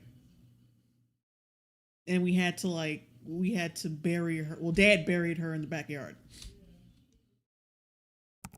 Much appreciated. So she's still there, haunting the grounds. It's not funny, but it is. It's not funny, but it is. Legend claims she's still there. Grown at nappy-headed kids that don't fucking put on their stocking caps at night. By the 1840s, farms started. Fangirl down the street. I'm so sorry, Jay. Like, yeah, it's all right. She's she died in her sleep, so she didn't feel a thing. Spring. Well, that's not true. Like that was like a cold snap that winter. So she probably felt a little something. Up in the area surrounding Wells's cabin, and a community known as Thorn Grove was developed. During this time, before any development occurred, there were a few homes in Thorn Grove that were stops along the Underground Railroad. In the upcoming decades, what was originally called Thorn Grove started to be called Bloom in 1849 after Bloom Township, which was surveyed as one of the original 25 Cook County townships that were drawn out during the same year. At this point, the community was still really small. So small that this Cook County map from 1851 didn't even have a community on the map where Bloom or where Thorn Grove was. Instead, it has various names of landowners, and it says how Bloom Township had a population of 740. Kind of seems like the East Side has a population of only 740 these days, with all of the emptiness and abandonment that is seen throughout the neighborhood. Also, while still on the subject of the state of the current neighborhood, I'm heading south on 5th Avenue, right? Well, Oh, people are putting F's in the chat for Heidi. That's nice. Yeah, like all our animals, like we've had 2 cats and 1 dog. 1 cat my dad brought all the way, I think, from Chicago. Like her name was, what we call her? We called her something black. No, we called her Cleo, the first cat. We had her for like a little while, and then the cat just either ran away or Dad threw her out the house. My dad didn't like cats. He hated cats, but for some reason he brought one in the house. We named her Cleo, and then either Dad threw her out or she ran out the house. She might have ran out the house.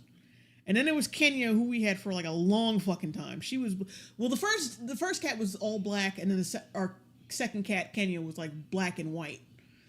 And yeah, Kenya we had for like years and years and years. And like Kenya used to piss off my dad for no reason. There was a time where like he trapped Kenya in the door, like because there's the front door, like there's a screen door, and then there's like this big wooden door, and then he trapped her in there, and then hosed her the fuck down like she was in prison. Why? Because I don't know. He's crazy. He hated that cat. You know what it was? It was because Kenya, he expects cats to be on point with catching mice, and we did have a mouse problem because there was like a mouse nest somewhere in the garage, and they would somehow get their way into the house. So we had the cat. Well, so we had Kenya, and like she wouldn't catch mice, so it would piss Dad off. And he would fucking torture that damn cat. There was one time where the cat ran in my room, right? And he ran in there to get her with the fucking broom. And then he trashed my whole fucking room and was like, hey, trying to get her. And then she ran out and he was like, oh, clean up the room. He just left in a hurry to go get her. And he was like, clean up your room. Like, what the fuck? It's funny, but it's like, what the hell is mortified. He hated that cat. This is the most ratchet shit I have ever seen. And then You telling me you developed during this? yeah, like here's the thing though too. We had a mouse at one point, right? And we trapped him. We centralized him in the living room. And this is what we had. We had a cat and a dog at the time. We had Kenya and Heidi at the same time at one point. And like we centralized the mouse in the living room. That was the strategy because it was where he couldn't get to any food or anything, and it was like nice in the nice in the middle of the house, so we could get him out. Like because the front door was right there in the living room, so we could just like if we could lead him outside the house. But Dad like had the idea to like let's just not give Heidi any food for like a few hours. And leave her in there with the mouse. And then she'll be hungry enough to eat the mouse. And chase him around the living room. And it worked though. It worked though. Dad didn't give Heidi any kibble for for most of the day. And then put her in there with the mouse. And then Heidi chased him around all around the living room. Trapped him and like kept catching the mouse in her mouth and chewing on it until it died. And I guess I think she ate it after that. Whatever. And Your father created. Let me get this straight. Wait a minute, because we're not about to cruise past this, okay? Your father designed a torture system for a mouse. Yeah. So your cat that he hated could fucking gladiator it in the center of the home. No, so the dog could do it. The dog. I said he trapped the dog in there. I see. Like so I said, he withheld food from Heidi, from our dog, for like a few hours or a day or something, and then he would put the dog while she was hungry in the living room to catch the mouse because he thought, oh well, she'll be hungry enough to eat anything, so she'll go after the mouse, and like it worked though because she chased the mouse around the house, and would temporarily catch it and chew on it, and then it would fall out of her. And this was like a ring around the rosy until the mouse eventually died. And we trapped the dog and the mouse in there. We put like this chest in the doorway of the living room because it's open doorway. There's no door there, so we just put it like a chest there, so the mouse and the dog couldn't get out. And we put I think we had a gate or some kind of door, some kind of folding door or some shit leading to the kitchen. So we closed that. And then we just let him go at it until the mouse died, which is what happened. I mean, it worked. That shit fucking worked. And then after that, of course, he showed favoritism towards the dog and hated Kenya even more because she refused to do what the dog did easily. I'm not doubting the effectiveness of the tactic. I just wanted to make sure I heard what I thought I heard.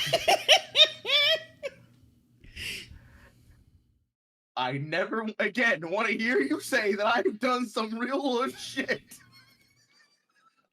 I'm joking, but that's in and out of context. That is horrifying, Jay. That is horrifying. It wasn't that it sounds terrible, but it's not that. Well, you know what? How he treated Kenya was terrible, but it was funny terrible. Like it sounds like a plot I would have expected to hear on Everybody Hates Chris. Is what it sounds like. You know, Jack Diamond, $2 super chat. Was your dad Jigsaw, Jay? No, he just hated cats. Like, he had to live with them, like, because he lived in Chicago. So I'm guessing there were a lot of stray cats. My uncle likes cats. He used to, like, I don't think he would house them, but he would feed cats, like stray cats every now and then. But yeah, but my dad hates cats. He thought bringing a cat in the house was like, yeah, we're going to get these mice. And then it didn't happen. And then he took out the frustration on the cat. It sounds a lot worse than what it was. Like, when I remember it, it's fucking hilarious because it wasn't that bad. It wasn't that bad. Anyway, let's continue. Okay. I just had to get that out, chat. I hope you understand. I miss that cat, though. I think at the very last straw, I think someone threw the cat out the house. And she never, like, she would come by periodically on the sly to me because she loved me, and I would give her a little something every now and then, but then eventually she would stop coming, so I'm guessing she died. But whatever. What I noticed as I continued to head south on this street, and that is that there are no stop signs for heading south on 5th Avenue at any of the intersections where there clearly should be some stop signs. Now you can see the outlines of stop signs for traffic that's heading in the opposite direction, but luckily for me, there was no traffic when I was cruising around this part of Chicago Heights. Some further investigation showed that this actually used to be a one-way street, with the one-way being traffic that headed north while I am heading south. So that explains why there are no stop signs for traffic that is heading south. Although the fact that the city never bothered to put up stop signs for traffic heading south, even though they discontinued the one-way street designation for 5th Avenue, just further proves the neglect that the city has had for its East Side neighborhood. Anyway, things were pretty sleepy in the area for a while, as it wasn't until 1892, or almost 60 years after Wells's cabin was first built, when Chicago Heights started to take shape. The name of Chicago Heights was chosen as a way to attract new industrial growth. This was during an era of high societal unrest in the blue-collar industries in Chicago, so the idea for companies to be able to expand further away from the city was ideal to be able to escape potential riots and protests. So at that time, a group of Chicago developers started to envision Chicago Heights as being an outer ring industrial suburb. This group was led by no one other than Charles Wacker, the same Wacker that the famous Wacker Drive in the Chicago Loop was named after. Oh. The Wacker-led group of developers ended up acquiring and then giving away land for free to industrial companies to gain momentum on new development. In 1893, Inland Steel was established here before building a larger mill in 1901 along Lake Michigan in Indiana, in what is now known as the Indiana Harbor. Ayoping, I think that's what it says. I'm sorry if I'm mispronouncing that. How have we still not seen anyone or anything yet? The steel Welcome to what used to be my life. industry has deep roots in Chicagoland's history. You'll and learn very the quickly city of in nigga. I'm being very nice when I say when in nigga populated areas, they don't go outside. Any entertainment value is not made from things happening in the city. It's from what they have indoors in their homes. Like we like electronics for a reason, cause ain't nothing to look outside. Chicago Heights is proud to be able to claim some of that history. Inland Steel continued as a company all the way through 1998, and today the assets that once belonged to Inland Steel are now a part of Cleveland Cliffs, which is a Masinoda, I think. I think that's what your name is. This was your downtown, technically, yeah. a steel manufacturer based. It was more like you got to go more inward to where the Walmart is and where the laundromat, like the real laundromat, not the drug dealing laundromat, the real laundromat. And that's more of our downtown, like the place where the mall used to be, Lincoln Mall. It got closed down though.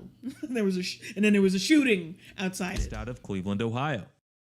The steel industry is still present today in Chicago Heights, just not in the same way as today. There's several different steel scrap yards, or junkyards, or steel distributors in town. Another thing that helped Chicago Heights grow into being a major industrial center is the fact that there were several major highways constructed through town. Those highways being the Sauk Trail, Dixie Highway, and Lincoln Highway. On top of that, there were several railroad lines that served Chicago Heights. Well, Sauk Trail was an old Indian trail that extended all the way from Rock Island, Illinois to Detroit, Michigan. Dixie Highway was a series of roads with the branch in Chicago Heights connecting Chicago with Miami, Florida. Lastly, Lincoln Highway was one of the first transcontinental highways in the United States, with the original route running from Times Square in New York City all the way to Lincoln Park in San Francisco. For a brief time, Chicago Heights earned the nickname of being the Crossroads of America. Being what, like the only 2,000th municipality in the Midwest to call themselves that? That would be awesome to just take like a road trip all the way down through that Lincoln Highway area, like from where you're at to like California or New York. But that would be like, you'd have to do that way, way back in the day. We would not be able to do that during the summer. We would both die of heat exhaustion. Back to the industrial growth, as it wasn't long before a wide range of blue-collar industries made their presence known in the area, forming the seemingly everlasting identity for Chicago Heights. Is that a white person? That's a white person right there. The fuck? The makeup of the economy included steel mills, the production of baking powder. Because they're not that far into, he's not that far into Chicago Heights for there to be a white person. Like, just being real. Chemical plants including sulfuric It acid. might be a basketball American. Meat packing to glass bottle Though, you know what? He could be Mexican. He could be. production to woodworking to foundries to tool dye factories. Chicago Heights was quickly growing to be an industrial mecca outside of Chicago.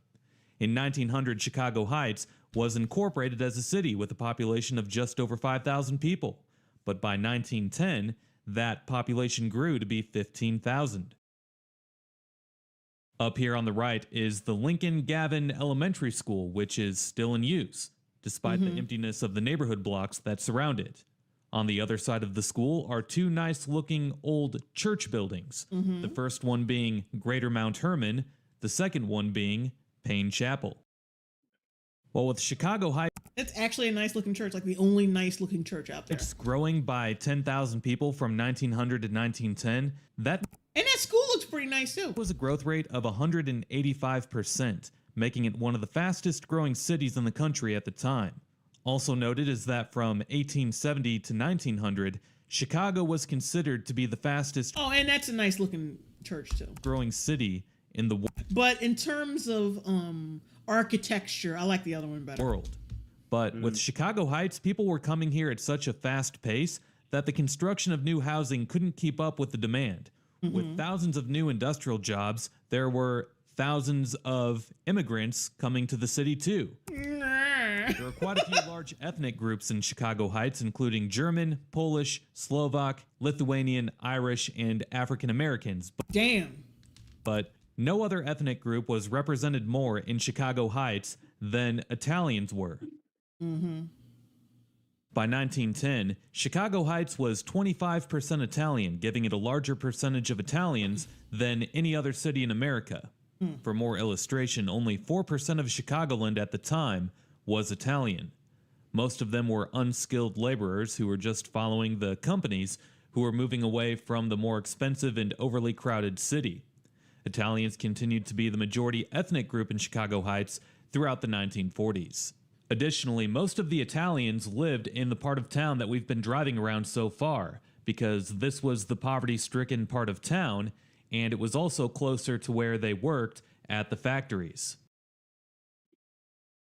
So yeah, the east side was always considered to be the worst part of town, even during the peak years of Chicago Heights. One neighborhood that's called The Hill was early on given the nickname of Hungry Hill due to the Because ain't nothing but a bunch of hungry niggas there now. Hungry Hill. high poverty levels that the neighborhood saw. Oh, okay. Yeah, so I was right the whole time. This neighborhood also sat right next to the Inland Steel Factory, which obviously isn't ideal. I mean, who wants to live right next to a steel mill? On the flip Nobody. side, the wealthier white families settled in the west part of town. Which is further. So a few things to point out Ooh, is that another school? That's a nice looking school. here. This might be the first open store that we have seen Taller! in the video. And He said this is finally an open store. we've been driving around Chicago Heights for 20 minutes, and we're also starting to see some blue skies. Blue skies! Blue skies! How ironic. Look all around, nothing but blue skies. Here's another nice historic building. Engraved in the stone above the front door is Washington School, 1928. That's a nice looking school. Today it's the Rustic, not rusted out like it's fucking Tidy A. Phillips. Washington McKinley Elementary School.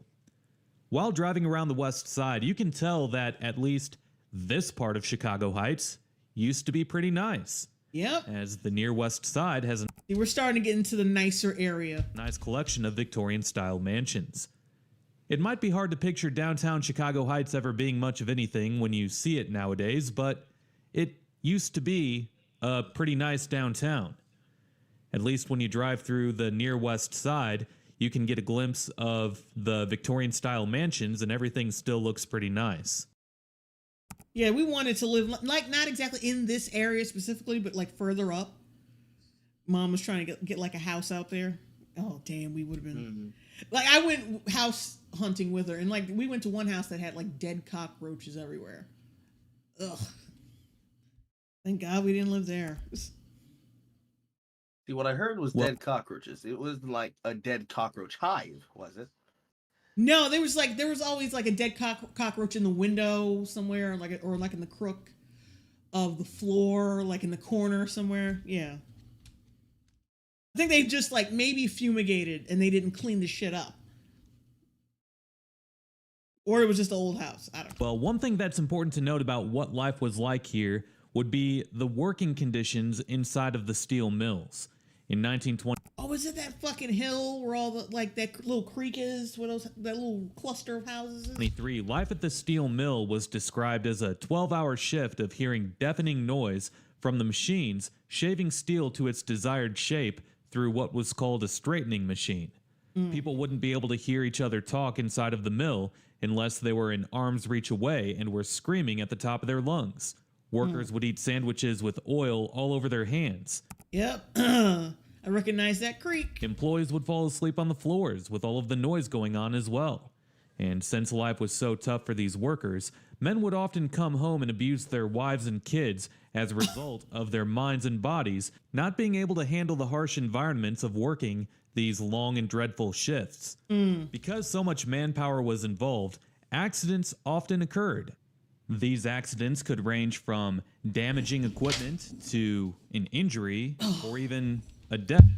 Oh, finally, we're looking at decent-looking houses. Oh, my All that God. sacrifice just for trying to make enough money to provide for Yeah, see, my mother wanted to live in this area. I think this might be like the street she wanted to live on. their families. And I don't blame her because it looks like a nice street. In 1929, hundreds of jobs were lost. The ball. Really, nigga? Blaming wife beating on steel? Despite True. Chicago Heights continued to grow. In 1939, the steel industry was able to rebound through demands of World War II before seeing another crash once the war was over. Fast forward to 1956, and the Ford Motor Company built a stamping plant east of Chicago Heights. For a long time, the Ford plant wasn't in the city limits, but in 1987, that changed. The village of East Chicago Heights was attempting to annex the plant. They even renamed their village to Ford Heights to kiss up to the Ford Motor Company, but Ford continued to go with Chicago Heights despite the effort. Well, there were plenty of ups and downs in the economy over the years, and Chicago Heights continued to grow until it saw its peak population in 1970 at just under 41,000 people. Notice how as soon as the houses got better, the sun came out. Sun likes the whites. The sun shines on the white people. 70 forward, industry took a long and steady decline, and it was an economic spiral. The industry leaving triggered all other aspects of the quality of life in Chicago Heights, and everything started to go down. Now that we've gone over the economic history and everything that there is to talk about there, let's talk about the long history of organized crime in Chicago Heights. It all dates back to when the city was starting to form. With loads of blue-collar, unskilled workers came a The culture houses that are was so much nicer out here. I wouldn't mind living. I wouldn't mind having a fucking childhood here. suitable for illegal activity. Mm-hmm. As I mentioned earlier, life in the factories was really hard. That encouraged activities among the community such as gambling, prostitution, and a lifestyle of heavy drinking during the Prohibition era. The Chicago Outfit was one of the more dominant gangs in Chicagoland during the early 20th century. The Outfit Look at that house, that yellow one. That's so nice. I get more feminine when I see nice houses. It's true. She do. Oh. There gonna be people who think we're joking, but they're not gonna understand how dead-ass serious I am. Oh, wait, hang on. I'm just picking at my fucking thumbnail. The nail on my thumb, not a thumbnail. Oh, damn. Why is my thumbnail so hard? was alien-based mob, so Look at that house. That is so nice. Oh, to think there was a chance I was going to live out here. Chicago Ugh. Heights was a perfect location for the Outfit to set up shop. The Chicago Outfit was, of course, Seth Brown. Jay would be peak trad wife if she grew up in a pretty house. I could be a peak trad wife now. Just I She stays need. inside. She stays inside. She don't go outside. She watches movies. I go outside like occasionally, just to sun myself or just get some air in the garden. See, listen how she describes herself. Sunning herself in the garden. I just need Jonathan Majors to realize that he needs to marry me, and then we're good. by Al Capone. What made Chicago Heights a perfect place for mob operations was that it was far enough away from the city to be able to stay undercover. Mm-hmm. The main routes through town and the railroads made it easy for the mob to sell products and make a profit. The town was remote enough for dumping of substances or even bodies in nearby forests. It also Look how nice. Look how fucking nice. Oh god, I'm so pissed off. Like this is only like 10 to 15 minutes away from my piece of shit house. That's enough. How attractive Chicago Heights was to the Outfit based on the Italian population alone, because Italians during this era faced many economic challenges. There were societal and It's like they purposely hid away all the nice houses from everybody else. No, you cannot see what a better life looks like. cultural forces that put Italians across the country at an economic disadvantage. That alone helped form a tight-knit bond among Italians within not only Chicago Heights, but within other urban pockets spread throughout America, which helped form the Italian mob. For all of those reasons, Chicago Heights was able to flourish as a gangster's paradise. Especially during the Prohibition era. It was one of the largest hubs for underground alcohol trade in the country. Beer was made in town everywhere during the I love how the further back you get, the bigger the houses get. It's like, yeah, it's like I said before. It's like they're trying to hide the luxury from you. Prohibition, as it was made in the basements of homes and restaurants in town, while alcohol was imported from Canada through Detroit.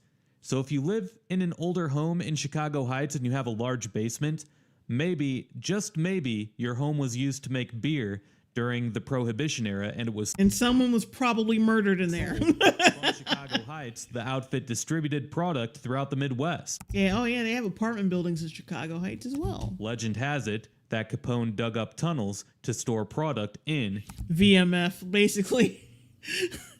Like basically, laying out everything the Chicago Heights is about in emojis. Idiotocin, 199 super chat. Need me a woman who photosynthesizes. Chicago Heights. As time went on, the mob was pretty much able to do whatever they wanted in Chicago Heights. The illegal black market sales and gambling provided enough revenue for Chicago Heights to be able to Now we're back in the gray. Fuck. Go back. Go back. It's in the contract. He started talking about crime, therefore he started having to bring back the dust. Jack Diamond, Jonathan Majors feeding Jay grapes while she's fanned by a servant with a giant leaf. That's Jay's real ideal trad life. No. I don't even like grapes. Not really. I wouldn't want him to feed me grapes. That's ugh. I don't want him in a submissive role. Meh. It's not my thing. To overcome the challenges of the Great Depression. As your It gave friend, I will not make jokes. the town economic prosperity, and that gave the outfit Hey, I drove past that Pawners Exchange, or did I? Nah, I don't think I did. viewpoint among the community's residents, if you will. It also helped that Chicago Heights police officers kindly accepted bribes from the mob. Yep. It said that up to 50% of police officers in town were to have accepted bribes from the Chicago outfit. Some cops even went as far to help distribute alcohol sales. But yeah, this is how gangs operated in the early 20th century. Pleasant appearance to the public, even donating funds to charities to help people in need, never dressing casual, always in a suit and tie. Al Capone himself was considered to be the Robin Hood of Chicago Heights for a brief time. While Capone led the Chicago outfit with branches all over Chicagoland, he spent a lot of time in Blue River. Jay would rather feed Jonathan Majors grapes. Well, something else, not grapes. Chicago Heights. Oh, she don't feed. Don't you worry, Jack. She And gonna feed branched him down something. here eventually. I just said that, Carl. I just made that implication. Also, I like the color of that house. Became the largest I like that. That's cool. contributor Like peach. to the Like Yep. peach Chicago houses. outfit out of all of the branches. Capone's friend, Also, I like the color of that house. Jim That's cool. Emery, was the leader of the Chicago Heights branch from 1928 throughout the 1940s. Capone was even the godfather of Emery's daughter, Vera, which is the girl next to him in this photo here. It's believed by some historians that the plans for the infamous You rarely ever see a dilapidated house in this area. Like that house. Well, that house looks like it's being repainted. That house looks like it's being renovated. St. Valentine's Day massacre were drawn up at Emery's house here in Chicago Heights. While the St. Valentine's Day massacre was going on in Chicago, Capone was hanging out at his Florida home, despite him being the one that ordered the attack. It's also believed that the gunman spent time at I would love for someone to make a movie about the mob running Chicago Heights, and then they actually have to film there. I'd be out there visiting my father so fucking fast, watching this shit. Emery's Chicago Heights home while traveling Who is this to black woman sitting on the side of the set? And why is she laughing every time we film a scene? from the scene of the massacre, as the suspects originated. Ooh, that's a house! The massacre was ordered by Capone in response to a rival North Side That's a nice fucking house. That actually looks like the Michael Myers house from Halloween 4. gang It was the Halloween 5. No, it was Halloween 4. attempting to hijack a shipment of alcohol that was being imported from Canada. Once the Quatrina VR starring Jonathan Majors. Well, technically, it'd be starring him, and I don't know who the fuck. What white actor would be good to play Al Capone nowadays? Whatever. Yeah, but it'd be him and some actor playing Al Capone, like his two rival gangs in Chicago Heights. Prohibition era ended, the outfit continued to operate in Chicago Heights That house, though, that's a baller ass in the house. form of gambling operations, strip joints, and You know damn well that was Al Capone's house. prostitution. Emery's It's the most baller fucking house. territory expanded to include everything between Joliet and Northwest Indiana. Okay, now this is one abandoned house. 65th Street in the city of Kankakee, 36 Mark Alcatraz, Kankakee? Kankakee, yeah. Mark Alcatraz, Tom Hardy, because why not? Yeah, he did fuck up that last one. miles south of Chicago Heights. Yeah, that house is nice too. Hang on, go back a little bit. Emery's territory expanded to include everything between Joliet and Northwest Indiana, 65th Street in the city of Kankakee, Yeah, that house right there. miles. That like pastel purple house, I'm guessing. Yeah, that's nice too. south of Chicago Heights. It was one of the largest gang territories in the country from a geographic standpoint. Other gangs I think that's the same house. Okay, now I'm looking at it, it's more pink. But yeah, that's a gained nice a house presence too. in Chicago Heights in the 1960s when public housing was constructed in town. These projects were built on the east side of town, where the majority of the Italian population had lived. When black families moved in, most of the white people on the east side either moved to the west side or out of Chicago Heights altogether. The niggas are coming around here, darling. We have to move out immediately. Here come send in. Wait, say what you're gonna say? Don't you think that's a bad flag? Look. Hell no. I don't want those motherfuckers getting in line without Capone. They will never hear the rest of it. Send in the niggas. Those dappy, lappy niggas. 1960s is also the last decade that Chicago Heights saw any sort of population or economic growth. In the 1960s, when the public housing was constructed here, the Black Pea Stones started to gain a large presence in Chicago Heights, just like they did in many of the other South Chicago suburban communities wherever public housing was being constructed. Violent crime during this time grew significantly, all at the Damn. time of industrial jobs disappearing Damn, call us out, why don't you? Damn. faster than ever before.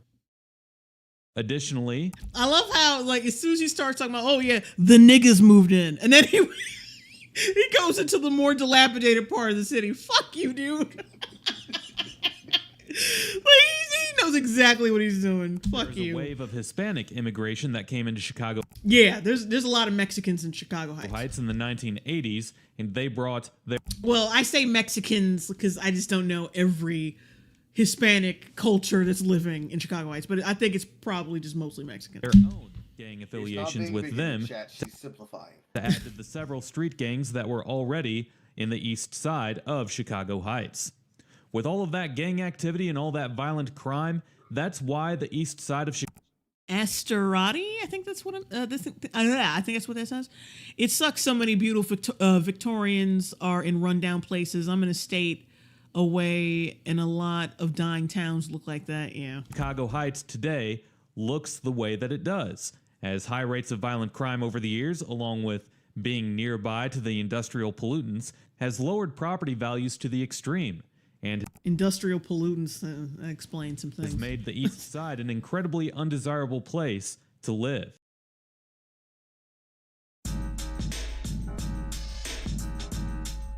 I see. As we tour the ones that are bad, we start to we bring out back the hoodies. Like, I see.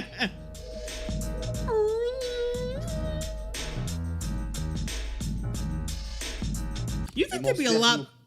Oh, go ahead. I was about to say they most definitely did not make it out the hood with this one.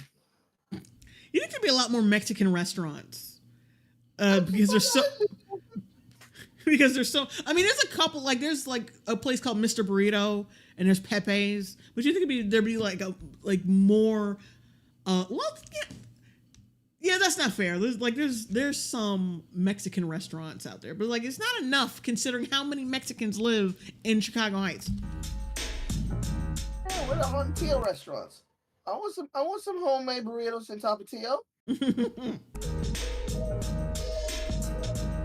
Mr. Burrito though made some fire ass. I don't know what the fuck were they. They were oh right, I think deep fried cheesecake things. I'm trying to figure out what the fuck it was. It was like no. It was like a tortilla that was deep fried and covered in cinnamon sugar with like a cheesecake filling. It was so fucking good, bro. It was so good.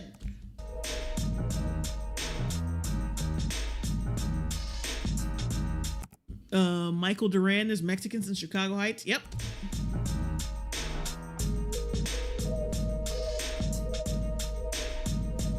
Claire Jagels just jumped on. Is Jay roasting or reacting to the video? I am reacting. I'm kind of like giving the guy shit because he has very strategic editing and commentary. Whenever shit looks more dire. Like there was one part, well, you know, you can rewind it and look like a few, like maybe at least like 3 minutes behind, and you'll see what I'm talking about. You could say that Jay's reacting and I'm reviewing and reacting. Wait, what the fuck is that? Jay's neighborhood traumatized me a bit, and I've lived in not great places myself. Mm-hmm. Chicago Heights Construction Company. Oh.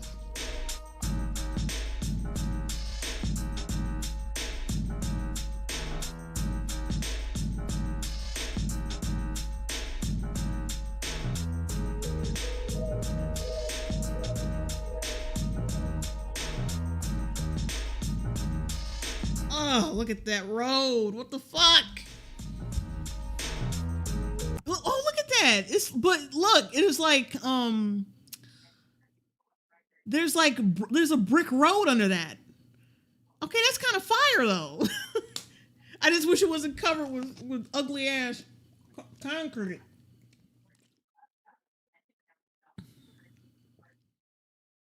Hey, that's a brick line road right there. What the fuck?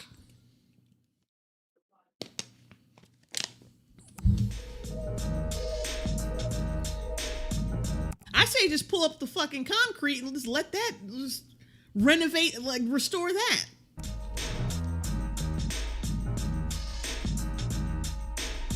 The ball, is that brick or just dirt? That's brick. That's a brick line road that they covered up with ugly ass concrete.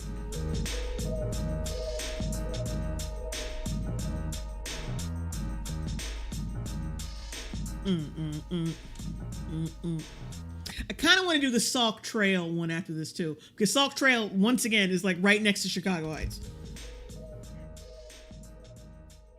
We'll come back to this spot after checking out Bloom High School. This is definitely one of the more Oh, not Bloom Trail High School, just Bloom High School. You're just gonna ignore my fucking high school. impressive high school buildings Just like you ignored Medgar Evers. that I've seen personally.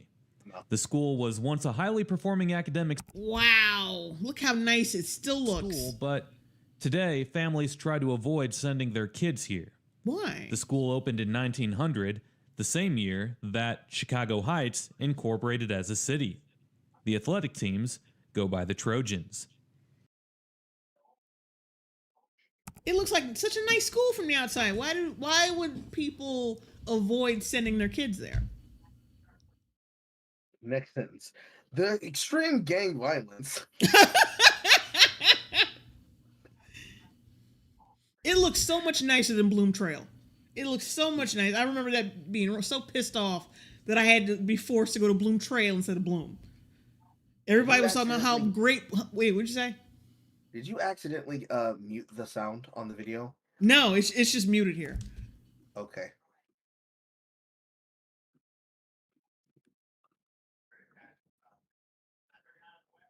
Marielle's critique. I'm sorry if I'm saying that wrong. It looks great. Yeah, it does.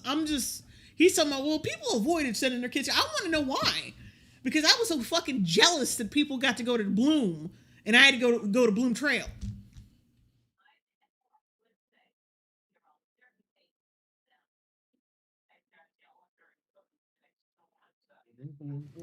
There's a second high school in town, that being Marian Catholic High School.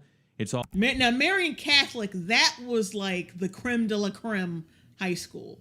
Because that was like I said, the Catholic private school. And everybody, yeah, everybody wanted to send their kid there. I remember my mom wanted to send me there.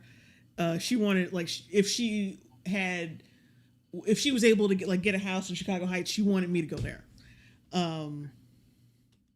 off of But yeah, I want to know why Bloom isn't a well-liked school. He didn't fucking explain that. Road on the far north end of town.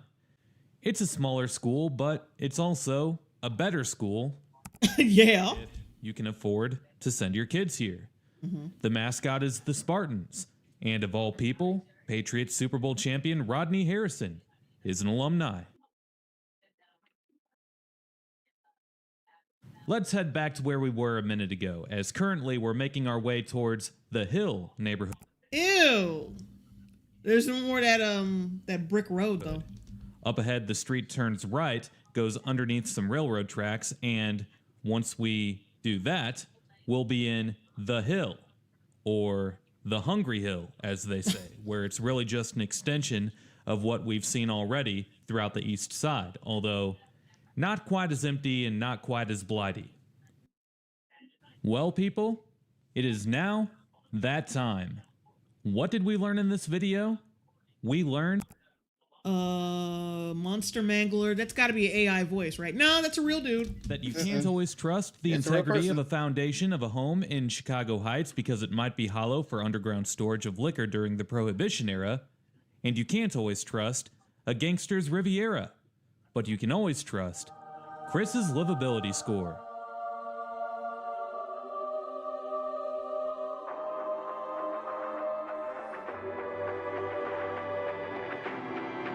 Go back to the nice houses.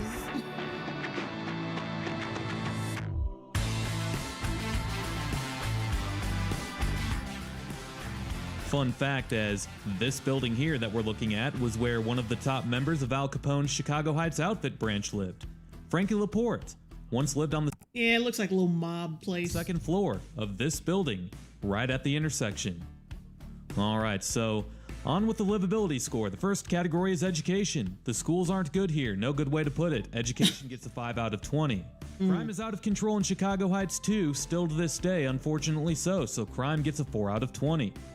Downtown is the next category, and downtown is no good. There's nothing there. 2 out Oh, there goes a of Mexican 20. place. The out of Damn. 20. The 2 points are sympathy points at that, because really, there's one block along Otto Boulevard where there are some businesses left and some historic buildings, but really, downtown Chicago Heights is a sad. Ooh, look at that place. Look at that place. I forgot what that type of architecture is. Looks like a fucking England pub. But yeah, that's that's nice. That's definitely nice. Place to visit these days. Next up, the economy. Guess what? That's poor too. There are some manufacturers in town still, some small businesses along the west side thoroughfares, but overall, Oh, Black Superwoman Tudor. Okay. Yeah, I figured that. businesses have been leaving Chicago Heights, like this restaurant here, that has supposedly been in town for 75 Chicago Heights Enzo's Beef and Sausage. Yeah, I know that place. I don't think I ordered from there though. years. The restaurant is also an Italian restaurant, so that's not good when your legacy shops and restaurants leave for Okay, property wait. and Well, let's small rewind that, business. though. It's a sad place to visit these days. Next up, the economy. Guess what? That's poor too. There are some manufacturers in town still, some small businesses along the west side thoroughfares, but overall, businesses have been leaving Chicago Heights, like this restaurant here, that has supposedly been in town for 75 years. The restaurant is also an Italian restaurant, so that's not good when your legacy shops and restaurants leave for property in other nearby cities. Yeah, I remember Enzo's. Like I said, I never got anything from there though. Blue River, 199 super chat. I wonder if he's gonna do an episode of Oakland. He As probably what already happened with has. this place. Economy gets a 4 out of 20. The economy score is all based on the opportunity that residents have to live a successful life, and Chicago Heights just doesn't offer that. If it wasn't a part of a larger populated area where you could find better opportunities in nearby cities, the economy would probably get a 1 out of 20. Could you imagine a city like Chicago Heights far out in the boonies? Like, if you know the state of Illinois, you thought Danville was bad? Actually, yeah, Danville is pretty bad, and that town is on its way to look like Chicago Heights. All right, anyway, next Mitchell Poppy. Drink every time he says that's not good. category is recreational opportunities. There aren't that many here. There's a long pedestrian and bike path that nicely connects to some of Chicago Heights neighborhoods, A bike. Who the fuck is gonna drive their bike through Chicago Heights? Come on, bro. but that's it. That gets a 4 out of 20. History is easily the most impressive thing about Chicago Heights. You can find it in some of the historic mansions on the west side. You can find it in the city's high school. You can find the bad history as well by just driving through the east side and trying to picture a community with Jim UK, $5 super chat. Thank you. thousands of industrial jobs. Nonetheless, Chicago Heights has a strong history with the Italian community, and it's a history that's worth preserving. And it's one that I feel like enough people care about to where Chicago Heights might get some kind of investment to try to help save the community. History gets a 17 out of 20. People ask me all the time, why does history matter in the livability score? What does history have to do with the quality of life? Well, that is a stupid ass people question. see potential in a community with a rich history, and that can bring some opportunities with it, such as investments to help turn things around. Sorry, Ford Heights to the east, but what's true is true. Anyway, next up is amenities, which there aren't that many in town at all. 3 out of 20 there. Ebony Williams, what channel is this? Oh shit, I already forgot his fucking name. What was it? Chris something? I'm gonna rewind it and go back so you can see his name. The last category is cost of living, which Said the name of the it won't creator, but I cost don't you think he anything said more the name of the channel. I think the name of the channel is his name, I think. than a Twix bar to find somewhere to live in this city, although some of the properties here I feel like are overpriced given the current state of the town. So for that reason, Chicago Heights cost of living gets an 18 out of 20.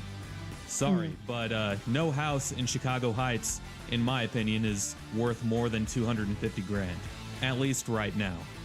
All in all, the Chris livability score for Chicago Heights, Illinois is 57 out of 160. Not good. That ties it with East Yeah, like I said before, it ain't that much better than the Fort Heights. Illinois, of all places. Wow, yeah, didn't see that one coming. There is one more thing to point out up ahead, which would be the house that Al Capone once owned Okay, show it to me, because I might know what this at is. the corner of 26th and Chicago Road. Anyway, when I stop to think about it, it's not that crazy to say that East St. Louis is on the same level as Chicago Heights. I really shouldn't be surprised because while East St. Louis is definitely way more blighted, empty, depressing, and sad looking than Chicago Heights is, the violent crime rate in Chicago Heights currently is about double that of what's in East St. Louis, and quite frankly, I would say that downtown East St. Louis has more life than downtown Chicago Heights. Crazy to say that maybe, but I think it's true. Poverty is also much higher in East St. Louis than it is in Chicago Heights, but that's because Chicago Heights is with That's the house Al Capone. Wait, let's go back. Let's go back. Maybe I recognize this, but I don't know. I probably don't. Maybe I didn't. of what's in Maybe I East missed St. it. Louis, and quite frankly, I would say that downtown East St. Louis has Oh, what is that? Peros Brothers. Yeah, you know what? I do remember. I don't remember seeing noticing the house, but I do remember the Peros Brothers, driving past that. more life than downtown Chicago Heights. Crazy to say that maybe, but I think it's true. Poverty is also much higher in East St. Louis than it is in Chicago Heights, but that's because Chicago Yes, this is the part of Chicago Heights I rarely ever visited. That's why I didn't know that was his house. Sunny Hard R, $2 super chat. Thoughts on Hammond? Everything. Hammond, Indiana? You're talking about Hammond, Indiana, right? Because I don't think I've really... No, I haven't been there. No. I've been to Highland, Indiana. I've been to Dyer, Indiana, because it's right next to Chicago Heights. Heights, And I like Dyer, Indiana within more a than I like 30-minute Chicago drive Heights. of much better economic opportunity than East St. Louis is. Al Capone owned So that house. there- I would buy it just for that. There's some things that Chicago Heights is better at. There's some other things that, quite frankly, East St. Louis is better at than Chicago Heights is these days. Yes, this is the part of Chicago Heights I wasn't really in that much, so I never saw that house. Well, if you want to see more of Chicago Heights, and trust me, there is more to see of this place, make sure to subscribe to my second channel called Chris Hardin's Travel Archives, where I'll have a second video uploaded on Chicago Heights. The link for my Really? channel is down below, and in my second video on Chicago Heights, I'll show you all of the footage that I filmed, but didn't use in this video. There's an entire section of town that's run down and rough. More rundown niggardry. No, thank Looking you. bad. I want to go to the Sauk Trail video, and then we're gonna pack it in after that. Okay. Like I said, Sauk Trail is right next to Chicago Heights, and I remember Sauk Trail as a kid. So I've really been there, but yeah, like I said, it's right next to Chicago Heights. We used to drive through it. I'm surprised we did not get any kind of color commentary from your family about this shit. No, see, they were in the living room. So. I know, but what if they had talked to Chad? Abandoned homes, and there's also a lot more nicer looking older mansions. in the Ooh. second video. Ooh. Oh! See, now I'm tempted to go look at that because I want to see those big houses. To check it out, She wants if to look you at the want to dream house. She wants to look at her Jonathan Majors Barbie dream house. what Chicago Heights looks like. Well, obviously, Yeah, our children climb that big ass tree. Of course, our kids are like probably hyperactive and maybe a little autistic. They're constantly kind of trying to climb that goddamn tree. that the strong Italian history here is pretty neat. It's not very common that a city in the U.S. has quite a strong history with Italians like Chicago Heights Oh, so many memories. I just remember driving past this shit all the time. does. But unfortunately, there's not much in town to show for it. Sleep paralysis at the wheel. Zillow stream with Jane Longway. Honestly, like, to be honest, like, there have been times where me and my sister and my mom have just been like sit around for hours looking at Zillow houses on Zillow for fun. These days, and that's very disappointing. Quite honestly, it kind of reminds me of Poletown in Detroit, although just north of the Poletown neighborhood in Detroit. All right, I've heard what you have to say. I'm done. I want to go to the Sauk Trail video. Riverdale, a city beyond Highland Park, Michigan, Harvey.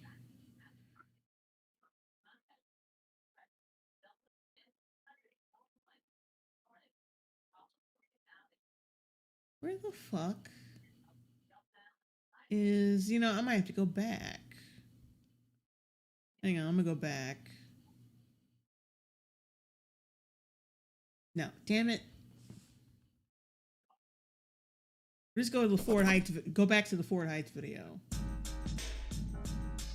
Okay, hang on a second. Take your time. I am your captive audience, as is everyone else.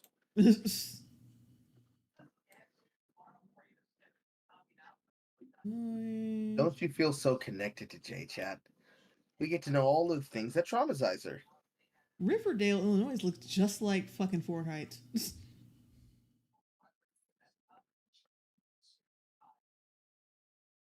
It just so happens to be named the same as a drama off-air fucking dog shit television show.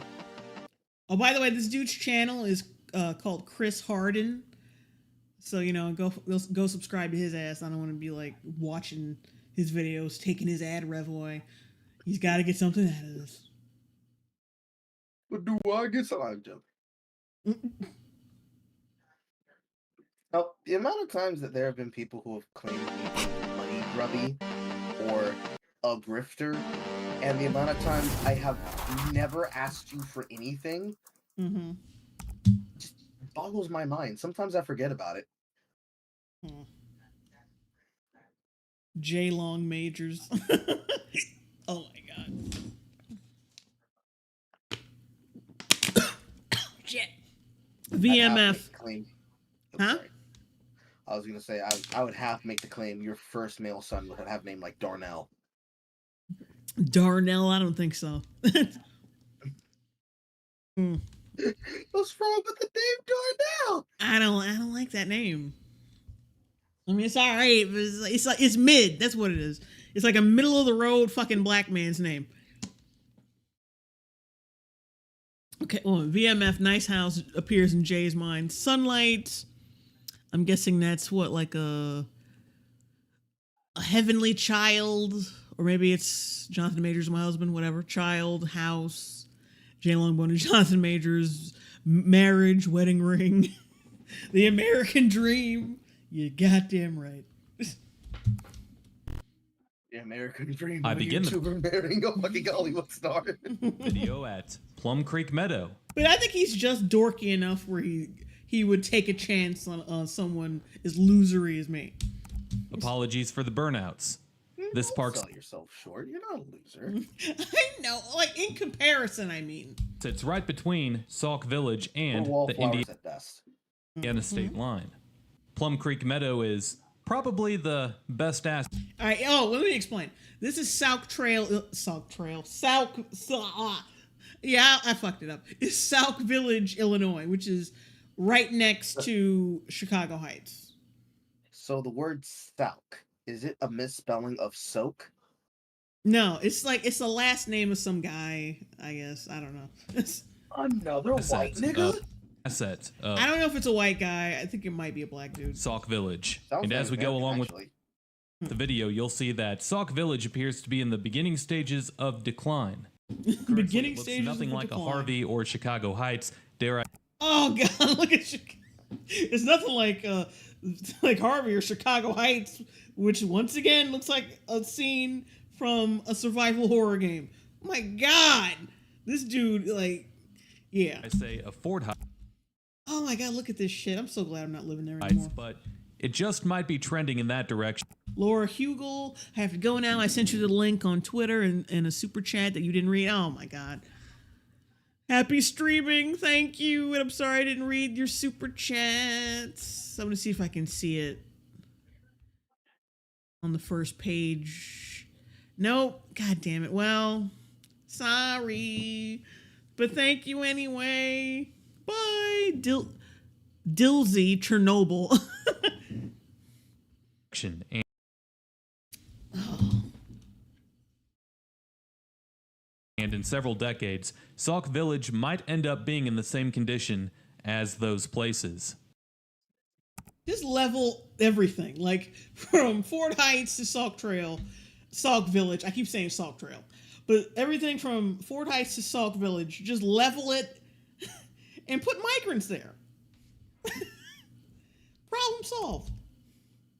This is Sauk Trail, which we can talk about the historical significance of it later. Right here, it passes by what looks to be some preserved wetland areas. Well, Sauk Wetland. Village is in the extreme You being nice, nigga. southeastern portion of Cook County, in an area that's almost rural but not quite, as it's on the extreme outer layer of suburbia, if you will. It's about an hour. Yeah, it's like you thought Ford Heights was desolate. Like, this is like fine because at least there's sunlight, blue skies. Like, it feels more of it feels like down home, like, rural America. You know what I mean? Like, it's got a pulse in a way. But yeah, Ford Heights and Chicago Heights, Jesus Christ. Horse Don't drive go from there. Don't go there. Chicago Loop, It smells funny, just don't go there. Don't go there. depending on the traffic. The community has high poverty rates, a high crime rates, and no jobs. Apparently no good grocery stores either, unless I've lived in I keep saying Sauk Trail. I've lived in Sauk Village my entire life, and my experience has been life-changing and full of trauma. Damn. Currently, we do not have a grocery store, only food and liquor stores. We have we have a select few commerce options and lack of medical facilities. My family has been victims of. Hope he continues that. Jim UK, $5 super chat. Hey Jay, if you were to live anywhere in the U.S., where would it be and why? My fucking mother asked me this question. I couldn't answer it. Jesus fucking Christ. It's so hard. Well, not Chicago and Fort Heights. That's for one fucking thing.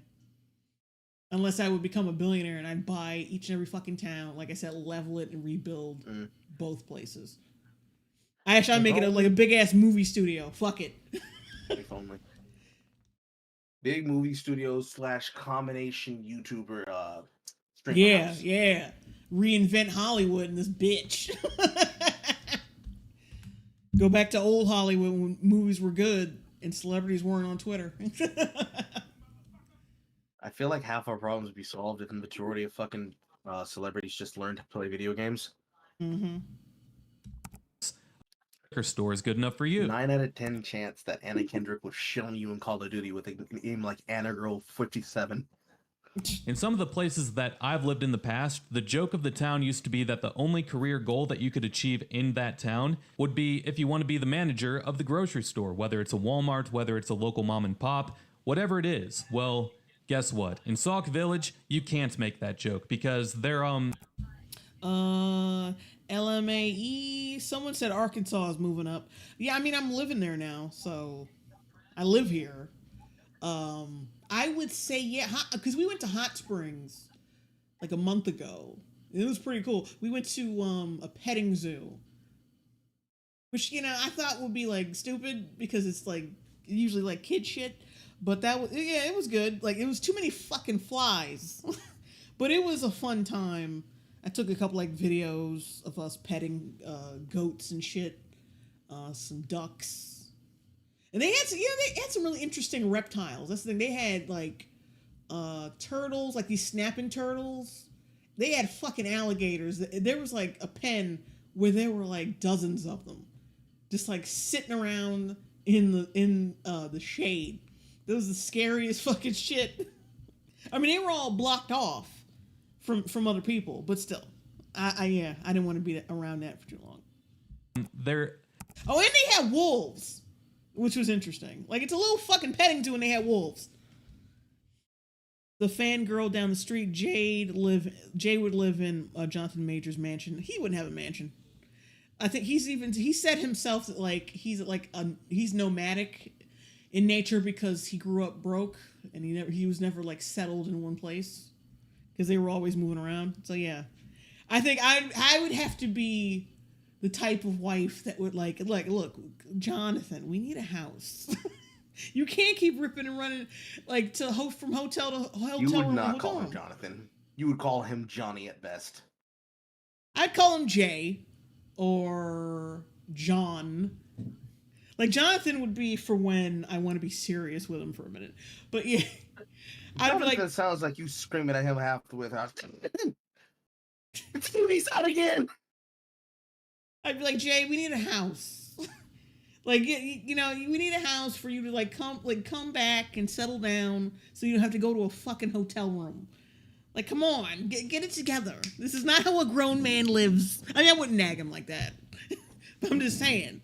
I feel like the two of you calling each other Jay would just become a running joke that only I would get. But my real name doesn't start with J, so it wouldn't happen that way. Stores. A search on Google Maps. Maps. Do you ever hear any of us calling you your real name except when we're worried about you? Maps proves it. Several years ago, I would love, like, for my future husband to call me Ren as a nickname. What is Ren, because it's the last 3 letters of my name. Oh, okay. Residents complained That's a bit Twilight-y for you, don't you think? No, what the fuck is no? I think that's fine. Okay. Shut up, nigga. I'm gonna start using it on you. I'm gonna see how you react. No. Jim. I see. Jim can swim. Wait, Jonathan Majors, Jay. Is that what your username means, Jay Longwet? No, it doesn't. No. It means it's a joke from Mystery Science Theater. What the fuck? There's a scene where one of the characters, a character says to another character, "Hey, it's Johnny Longbone," and I thought that was funny. So yeah, I basically named myself that for YouTube. It's just basically as it. Chicago's CBS affiliate. Marielle's critique. That's very sweet. Oh, thank you. At least somebody likes it. When I say you don't like it, you know I'm 2 minds about everything. Saying how Sauk Village had become a danger zone. The first sentence in the Sauk Village has become a danger zone. God damn. Let's rewind that. How bad is the crime whatever there? it is. Well, guess what? In Sauk Village, you can't make that joke because there are no grocery stores. A search on Google Maps proves it. Several years ago, more residents complained to Chicago. They're right next to Dyer, though. And then in Chicago Heights, there's like I said, there's still that Walmart. Chicago's not that CBS bad. affiliate, saying how Sauk Village had become a danger zone. The first sentence.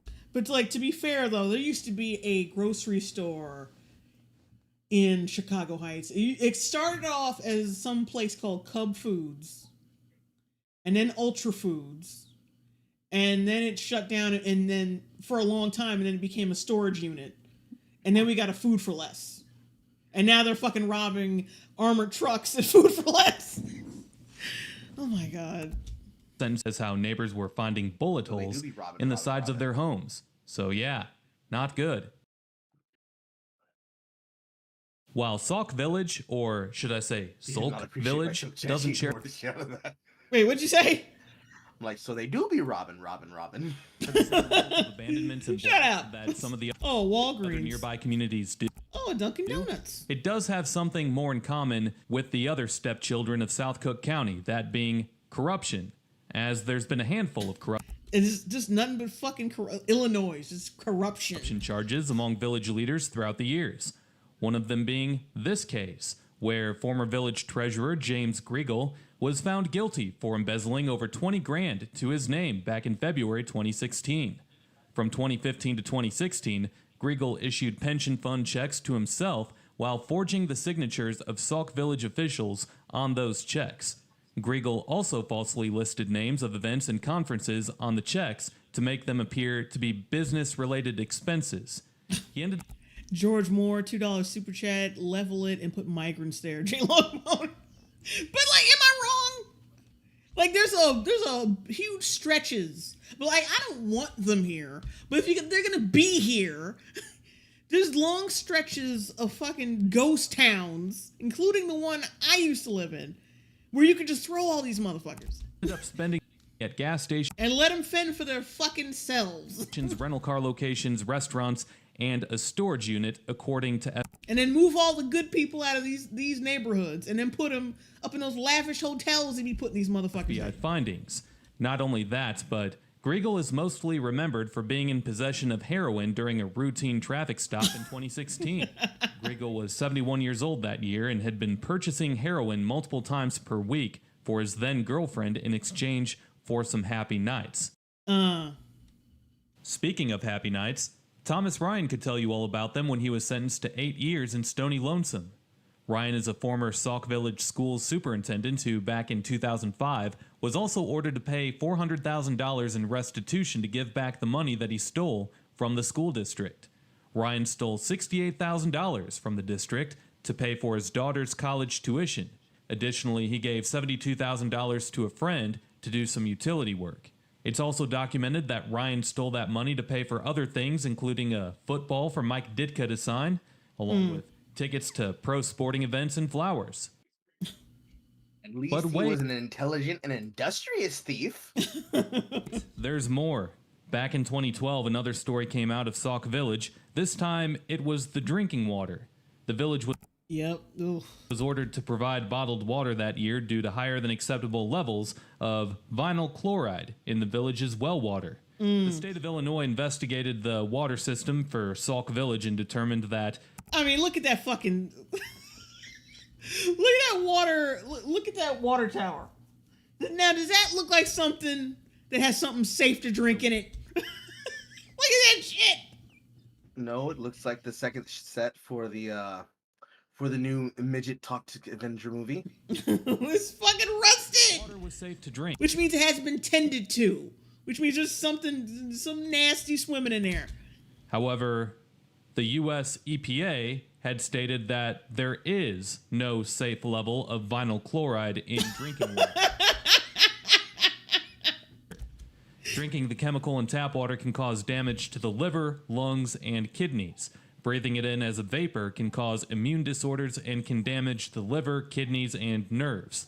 A press release later that year, however, showed that the Illinois EPA claimed that the vinyl chloride was no longer present in Sauk Village wells. And See, now I have to question whether or not our water was safe to drink in our town. But then again, it wasn't, because we used to get like rust water when we first moved into our house.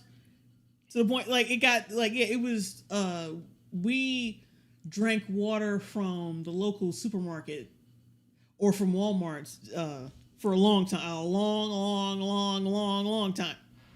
And we still had to, well, we're forced to bathe in it. But, you know, ugh, it was, yeah, we were never drinking that shit. And whether you should believe them or not, well, that's your decision to make.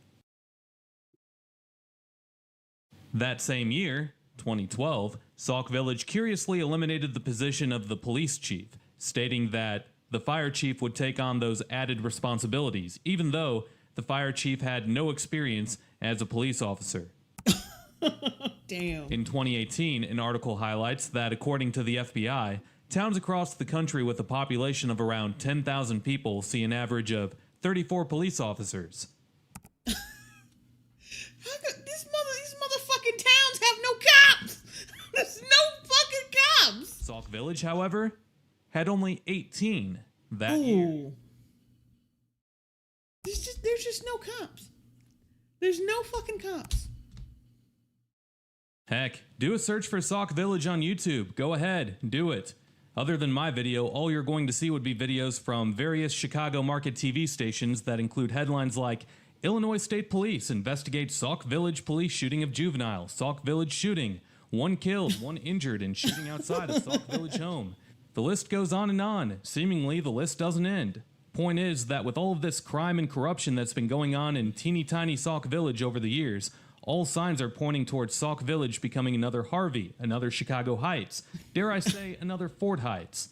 It's sad, but I think it's highly likely to be true. LBL or IBI, I don't know which. But yeah, just abolish the police, Jay. ACAB and all that. I mean, I plan on doing this YouTube thing for a long time, and I've just gotten started on it, so maybe I can come back in 10 years, 20 years, and see what the test of time has done to this place, but at the time of me making this video, I would be shocked if the population of Sauk Village doesn't dip below 9,000 by the 2030 census, based on how things have been going here. 1,000 less people means hundreds of more abandoned homes. Right now in 2024, you're just starting to see boarded up windows pop up here and there as you cruise through the neighborhoods.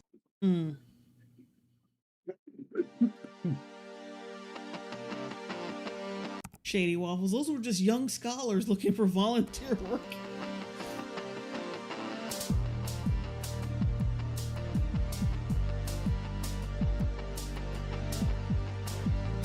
Yeah, like, you know, a lot of nice enough houses, except for like the couple dilapidated ones.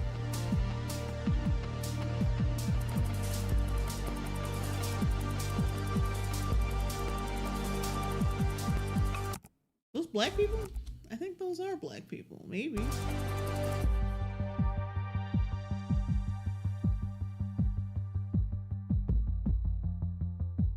Oh, there goes one dilapidated house.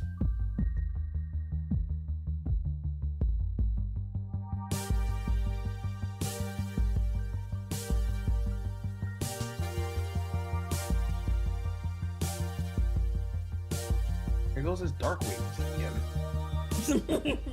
Not that I'm complaining, this shit's about. However, playing this against this fucking footage is heinous and criminal.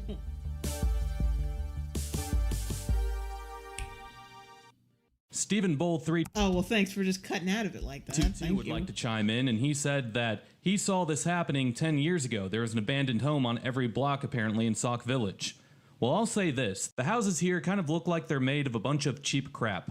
And no, Karen, I'm not trying to insult the people who live here, okay? I'm just saying that the houses here look like they're made of a bunch of cheap crap.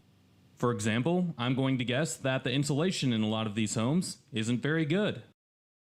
It kind of seems like the home building company that built these homes, they were on a tight budget and they went with the Sears model or something. MPAWS, £5 super chat. Speaking of houses, the Amityville house in Long Island sold for close to $1 million a few years back. Really? Who the fuck bought that shit? A lot of these homes were built Why would they within buy that shit? Yeah, really. I wouldn't want to set foot in that fucking place. Haunted or not, people were fucking slaughtered there. Why?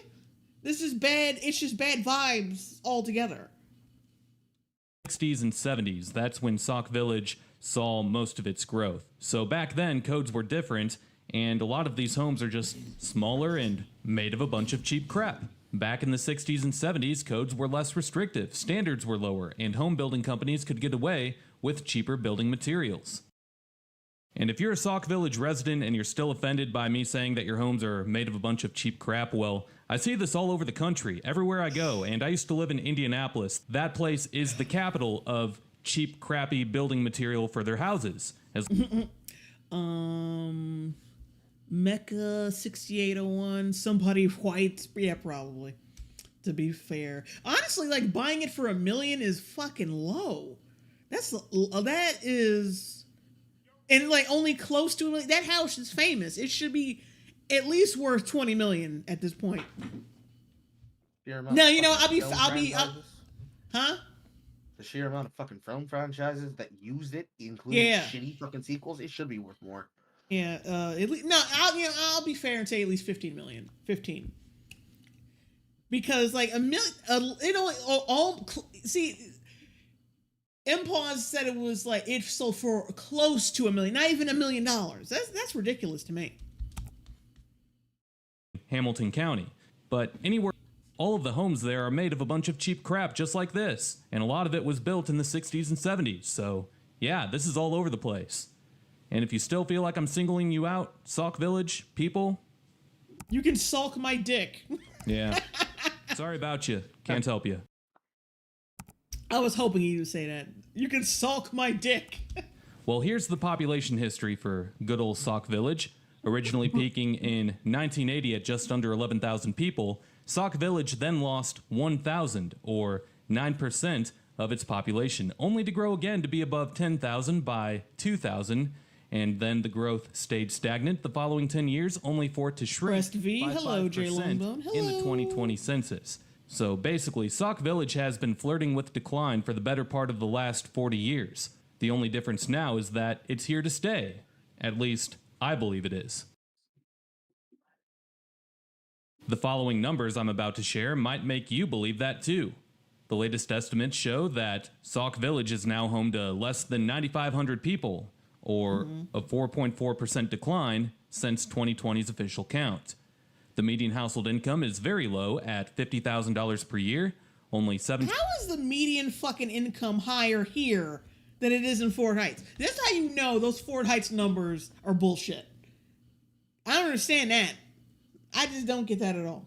18% of adults 25 and older hold a bachelor's degree or higher, and the median value of owner-occupied housing units is $82,000, while the poverty rate is 28%, or a rate that's higher than 1 out of every 4. On to the crime rates now, as the violent crime rate is well over 3,500 for every 100,000 residents. You can breathe a sigh of relief, though, when you see the property crime numbers, as those aren't as bad. Really, it's just loads of reported assaults that are making the violent crime rate so high, but still, that's a really bad violent crime rate. The only data I could find on how many homicides are reported here per year was back in 2020 when there were 6. For a town of 10,000... Nick Severn's 60s and 70s houses are built way better. Yeah, he kind of makes it like... He kind of make it like someone else said this in chat too, but he kind of makes it seem like, oh, because they were built a long time ago, they're not really built that well, or like they don't hold up. I think he should have rephrased that better. That made it looks like the houses were not built, brought up to code consistently since the 60s and 70s. I think that's what he should have said. MPAWS, £5 super chat. In 2017, it sold for $605,000. Last I heard, it was being put up for around $800,000. Yeah, see, that's low. That's too low. That's too low. Not for that. Like, that's too low for that fucking house. That should be at least a good $5 to $15 million. Which Village essentially was at that time. 1 murder is bad, obviously, but 6 for a town of 10,000. Yeah, that's really bad. Mm-hmm. The data also suggests that 1 out of every 27 people in Sauk Village is bound to be a victim of violent crime, so even more reason that I believe that people will continue to flee Sauk Village for greener pastures. Heck, even the city of Dyer, Indiana, is in less of dire straits than Sauk I actually like Dyer, Indiana. I've been there. Village is. Good one. Well, while we continue to drive... Dude, don't put random sound effects in your video like that when you're inexperienced at editing. It's so creepy. Because I was like, wait, what the fuck is that? I almost got scared. Around and see the neighborhoods that make up this place, let's talk about the history. And for a place without a downtown, Sauk Village actually has a pretty long history. Before European settlement, or pre-1820, the land that modern-day Sauk Village sits on was a major crossing for Native Americans. In fact, modern-day Sauk Trail that heads through town is Yeah, Carl, didn't you say something about Sauk sounding Native American? Yes, sir. actually the path of an ancient Indian trail called the Sauk Trail. Please. Oh yeah, Sauk Trail. Okay. Yeah, because there is a place called Sauk Trail somewhere. Like, I don't think it's here. I think it's further down, sandwiched between Chicago Heights and Sauk Village. I think that's why I got it mixed Stretched up. from Detroit to Rock Island, where it ended at the Mississippi River. Today, the portion through extreme southern Cook County is the... Please don't tell me that Sauk Trail, and by extension, Chicago Heights and Ford Heights are built on an Indian burial ground. Please, please tell me that's not the case, because that would explain a lot. The only stretch of the old trail that is still called Sauk Trail.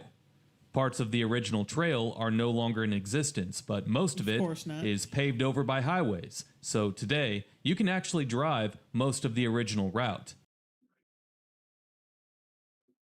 The reason why the trail passed this far south of Lake Michigan is because the land here is on a ridge that's a little bit higher in elevation than what you'll see in places that are north of here. Places that are closer to Lake Michigan like Gary, Hammond, East Chicago, Calumet City, and the far southeastern portion of the modern-day Chicago city limits were all swampland before European settlers developed it into an industrial mecca. Believe it or not, the Sauk Trail actually predates Native Americans, as it goes back as long as 12,000 years ago. It has something to do with the way that the glaciers melted during the Ice Age or some crap like that. Well, the trail is said to have been first carved out in land by migrating mastodons. That's right. And scientists believe that the Sauk Trail is the longest found mastodon trail to this day. So these trails Those houses were probably built on some mastodon corpses. And Indian corpses. Carved into the land by the giant animals, and then in the late 1600s or so, Native Americans started to use them for the hashtag nomad life. Yes, that's what they said back then. Hashtag nomad life. That's even where the word hashtag originated from. In fact, it was found by an archaeologist in a buried stone right here in Sauk Village when they were tearing up some, old pavement on the old Sauk Trail, and they were putting in some new concrete back in 2004. Yeah, well, they were tearing it up, and while they were digging, archaeologists from Northwestern University were called to the site when a construction worker found a historic stone that was underneath the roadbed, and engraved in that stone was hashtag nomad life. The archaeologist said that the stone was dated to be as old as 1623. Nigga, that doesn't sound Yeah, real, but that I have was- to believe him. No, he was making a long-winded joke. Okay. Like, 'Cause, nigga. if you show no. the picture, it's like, that sounds like bullshit. But here's the picture.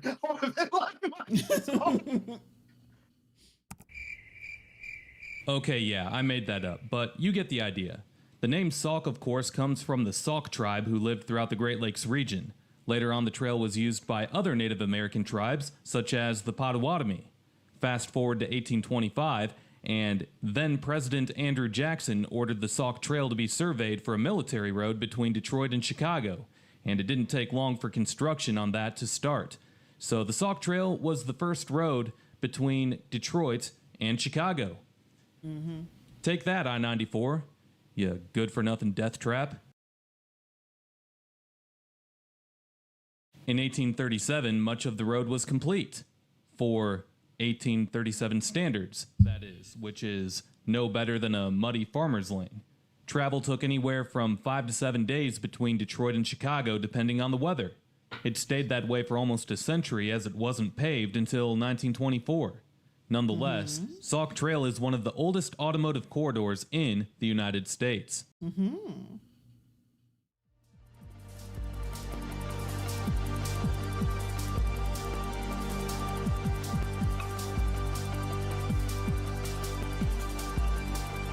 Coco Cat, no freaking way you grew up just a few towns away from me. Depends where, because I grew up in Fort Heights.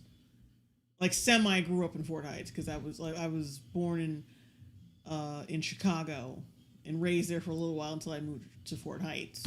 So it depends on where you lived.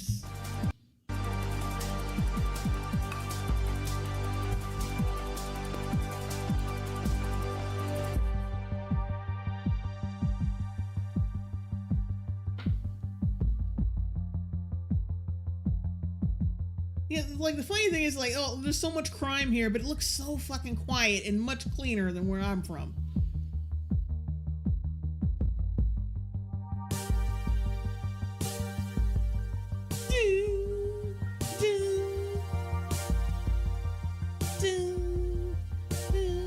Oh, Coco Cat, in one of those small towns by Joliet. Ah, okay.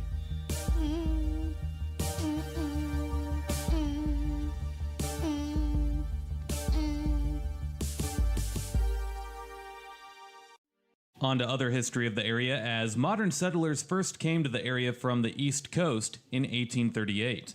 Most of the settlers had German and French roots, with a large chunk of the original cast of characters being from Strasbourg, France. That being said, a postmaster gave the community the name of Strasbourg in the mid-1800s. This 1861 map lists Strasbourg as being one of the handful of post offices in Cook County at the time, but the name is misspelled, and it's not labeled on the map. This total incompetence, crime lord shit, just corruption, just goddamn it.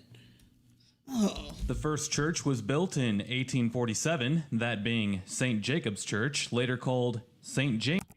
What the fuck is that leaning up against that house? What is that? Huh. Church, but it was destroyed when struck by lightning in 1871. A second church was built near the corner of modern-day Sauk Trail in 394, but it was torn down in 2004. It's actually impressive that it lasted that long. Today there's a gravel trail that leads up to where the church stood, and there's a cemetery that remains behind it. Here's an aerial photo from 1938. You can see Fort Heights starting to take shape. Further south, Strasbourg was nothing more than a church and several farm homes. Strasbourg remained as a very small, rural-like community for a long time. It wasn't until the 1950s when 394, or the Calumet Expressway, was complete. Once it was, the area was seen as a great spot to develop real estate almost right away. Obviously, the Calumet Expressway made it much easier to reach Chicago and other industrial centers to the north. The village never really had any jobs. It was always a working-class community. The jobs to be found were either up north in Gary, Hammond, or Chicago, or they were to the west in Chicago Heights, or to the northwest, as Harvey had an abundance of industrial jobs at one point as well. Other south suburbs had large factories too, but once those jobs disappeared, it had a huge negative effect on the Calumet region as a whole. It wasn't just one city here or a pair of cities there. It was the entire region that was mostly built on the steel industry and other large manufacturers in oil and car making. Today, there's only a few communities on the Illinois side of the Calumet region that I would say are doing okay. Those places being Homewood, Lansing, and I would even consider South Holland to be a suburb that's doing okay, especially when compared to the rest of the south suburbs. Anyway, point is that Sauk Village isn't alone in this. It's a regional problem, and more recently it's been exposed as a state of Illinois problem, as all of the suburban growth, residential, industrial, and commercial, has been occurring in the neighboring Lake County, Indiana, due to the relaxed policies and taxes that are seen in the Hoosier state. That being said, South Cook County will probably continue to struggle for a long, long time. It'll take years and years of consistent leadership at the local levels between the different communities and at the state level too, and to be honest, who can see that happening? Isn't that right, Tiffany Henyard? Loser. That must be one of your state officials. Oh no, that bitch. That fucking hood rat. Go back to her face. Tiffany Henyard. Loser. Jesus fucking Christ. look God at that damn hair. it. Tiffany Henyard. Loser. Oh, keeps fucking. Tiffany Henyard. Loser. Oh, come It goes on. by so fast. For a long, long long time. It'll take years and years of consistent leadership at the local levels between the different communities and at the state level too. And to be honest, who can see that happening? Isn't that right, Tiffany Henyard? Loser. Yeah. There we go. That is the face that only a state official can have. That's what that is right there, chat. That's what that is right there.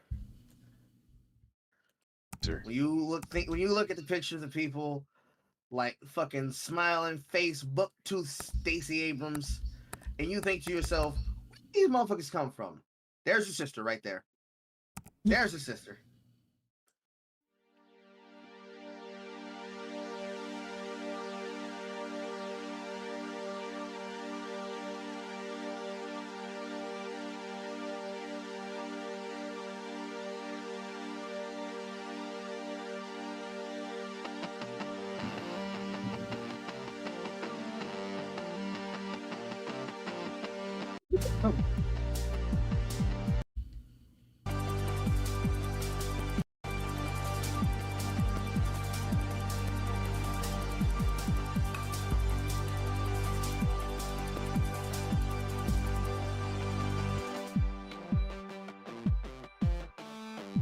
Minutes. I don't know about all that.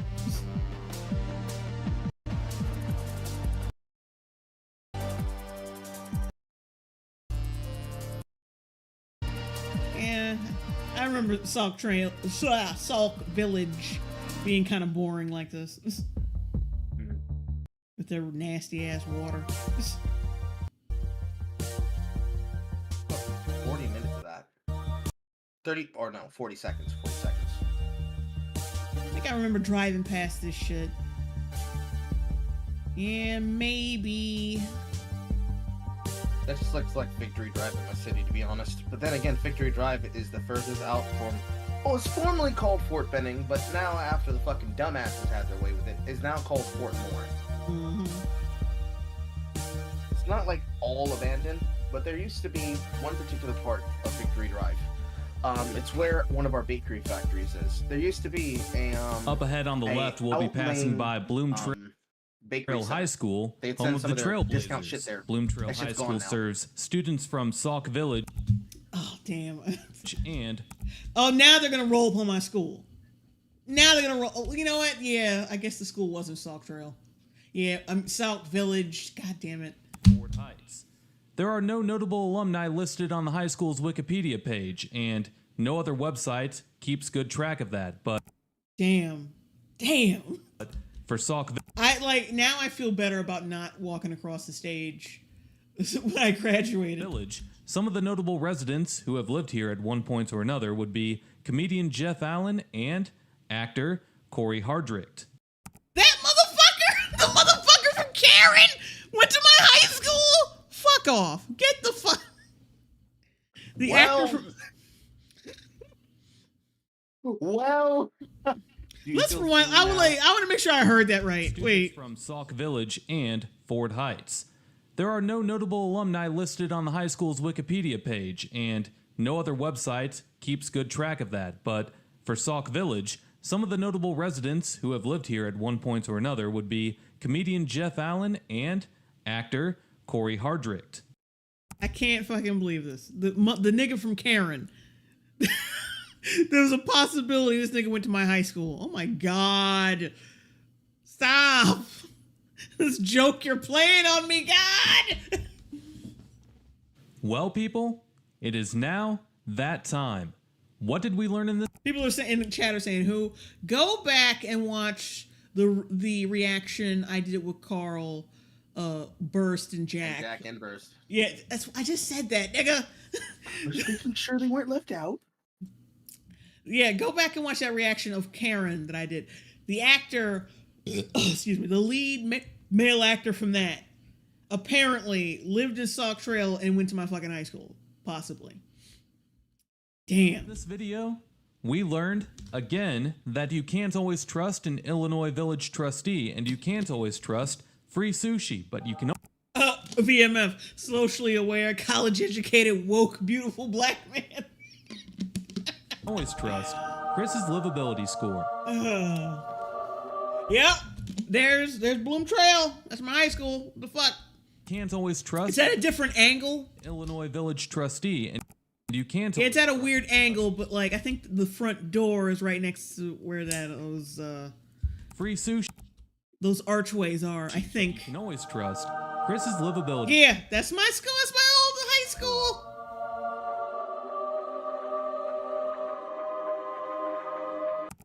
Or is that the front door? No, that's the front door right there. Right there. The front door of my high school. Some of the most miserable fucking times of my life.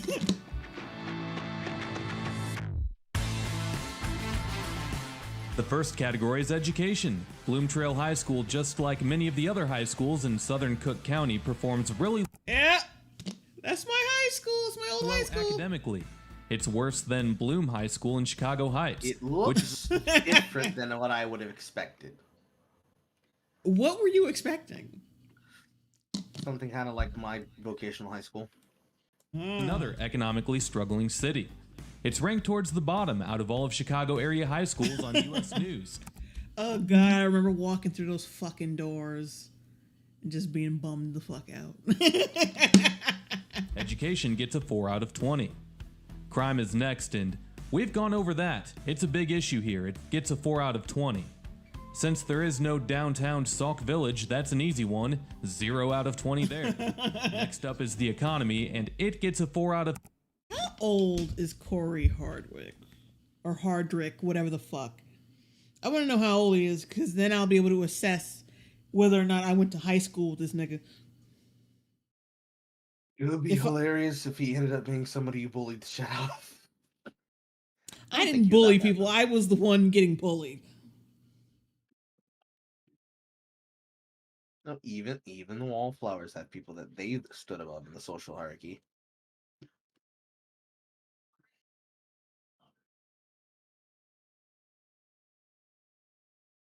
Oh, he's 44. Shit. He went to, yeah, he's before my time. He was 44. He's 44. That means he went to that school 7 years before me. And I graduated 2009, went in 2005. That means he went to my school when? Oh god.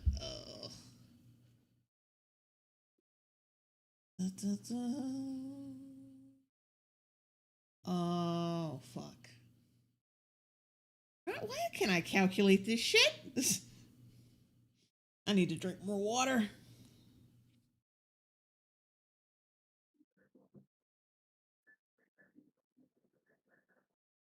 Oh, 1998. Okay. So yeah, he preceded me in that.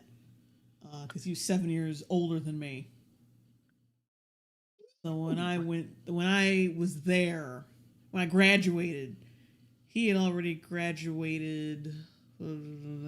Yeah. So he probably, he went to that high school in the fucking 90s, like the late 90s. I didn't think he was that fucking old. 20.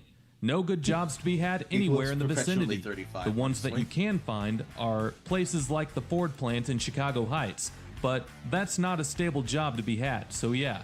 Tough luck finding much of anything. You might be better off just heading Oh wait, east that's into the other Indiana angle for the Ford area. of my high school. Next up is the economy, and it gets a 4 out of 20. No good jobs to be had anywhere in the vicinity. The ones that you can find are 0 out of 20 there. Next Oh, up damn is it, the I economy, accidentally and it gets a rewound. 4 Damn. out of 20. No good jobs to be had anywhere in the vicinity. The ones that you can find are places like the Ford plant in Chicago Heights, but Yeah, see, that's the not a other stable front job to door. be had. So yeah, tough luck finding much of anything. You might be better If you had to go to a field trip, you would have to get on the bus in this parking lot. off just heading east into Indiana for employment, or We maybe were right become across from some kind of like horse ranch or some shit. political figures here in South Cook County and just be corrupt and Yep, I remember. Yeah, they used to park the buses out here. Like if you came to school on a bus, this is where you came in at. And of course I did get on the bus to Bloom Trail. Okay. Yeah, it's very very boring knowledge. steal. Well, recreational Mundane.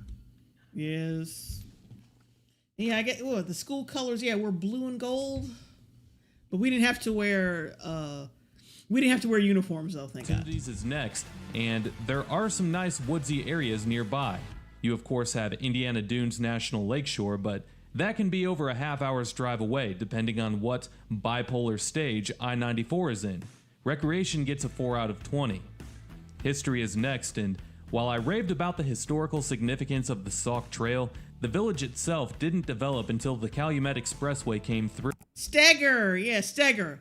That's where my high school was, Steger, Illinois. They also tore down the only historically relevant building back in 2004, that being the church, so history gets a 9 out of 20. But the points come in from being along the ancient Sauk Trail, and of course with the stretch of the Cosmic Panda 19. I'm just glad Jay is out of there. trail through Thank you. I'm glad I'm out of there. County being the only We're all glad. stretch along the trail that has kept its original name, and of course with Sauk Village being called a Sheer beauty. This place is awfully flat. Yeah, like that's most of the Midwest. Well, not most. Like, yeah, maybe. Yeah, most of the Midwest. I remember my ex-boyfriend was like driving to meet me, and he was like going insane from all the fucking cornfields. Like he fucking called me on the phone. Was like, "There's so much corn." There's too much fucking corn. as such as well. It was funny. Well, amenities is next, and what amenities? Is this a joke? You have a dollar store, a few gas stations, and a few discount tobacco and liquor stores? Come on. That's a very poor showing. 2 out of 20 there. The neighboring Dyer, Indiana is the lone saving grace in that category. Lastly, the cost of living is the best thing about Sauk Village, but it could be better. The median value of owner-occupied housing is $82,000, yet on Zillow, I wish I still had that call from him. Shit, I probably do on my tablet because I think that's where he called me. I'm gonna see if I can find that shit one day. current homes Because he called me. He was like, "There's so much corn." We're It's getting the deep jailor today, Chad. listed for Sauk Village are asking for more than double that amount. You'd be better off paying those same prices 2 miles east in Dyer. If you're a home buyer and you have family in Sauk Village, do yourself a favor and buy in Dyer, not here. Cost of living gets a 14 out of 20 because of the much better options that are available 2 miles to the east. And Yeah, Dyer, like Indiana, we would always go there to like hang out and do stuff with my mother because that was the only place where you could hang out and do stuff. Dyer, Indiana, Highland, Indiana, Sherrillville, Merrillville, those places. Because I think Sherrillville, I think they had like a fun zone place where like a place where like with an arcade, bumper cars, not bumper cars, those other fucking cars. Wild Animal Safari. What? Wild Animal Safari. Nigga, I'm talking about cars. Oh, I was just trying to name amenities that people had. But We yeah, had like, that at some point. yeah, but Highland, Indiana, Sherrville, Merrillville, all places to hang out because they had different shit. They had actual amenities, restaurants and shit. They had, like I said, fun zone places where you could have like just have fun. You can't hang out like Chicago Heights, Fort Heights, Sauk Trail. There's nothing to do out there. I mean, there's some movie theaters, but that's it. I really Go-karts. Yeah. Oh my God, my brain is mush today, guys. I'm sorry. don't like Sauk Village's future. I see the population continuing to decline, which means lower home values, and Is that steak place? Oh yeah, I've driven past that. Is that that steak place? It might be. I don't know. But I remember driving past this once. don't spend 150 or 200 grand on a home in Sauk Village. Yeah, All in all, really. the Chris So fuck, you were an idiot if you. livability score for Sauk Village, Illinois is 41 out of 160. And what do you know? Only 1 point higher than the lowest on the list so far, neighboring Fort Heights. I was actually expecting Sauk Village to do better than Fort and Chicago Heights. Damn.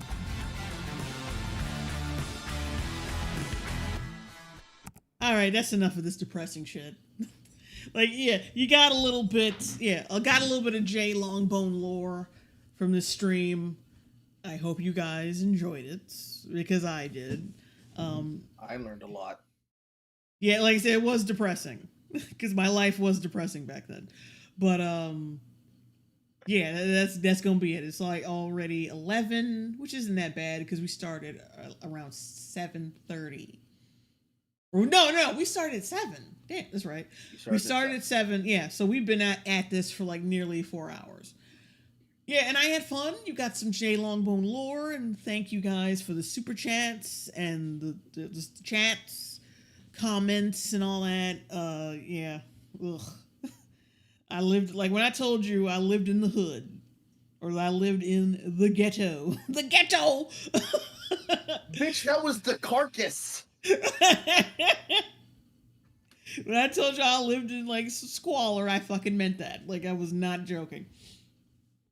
But yeah, that's gonna be it for now. Love you guys. Thanks for hanging in there with me, but I gotta go.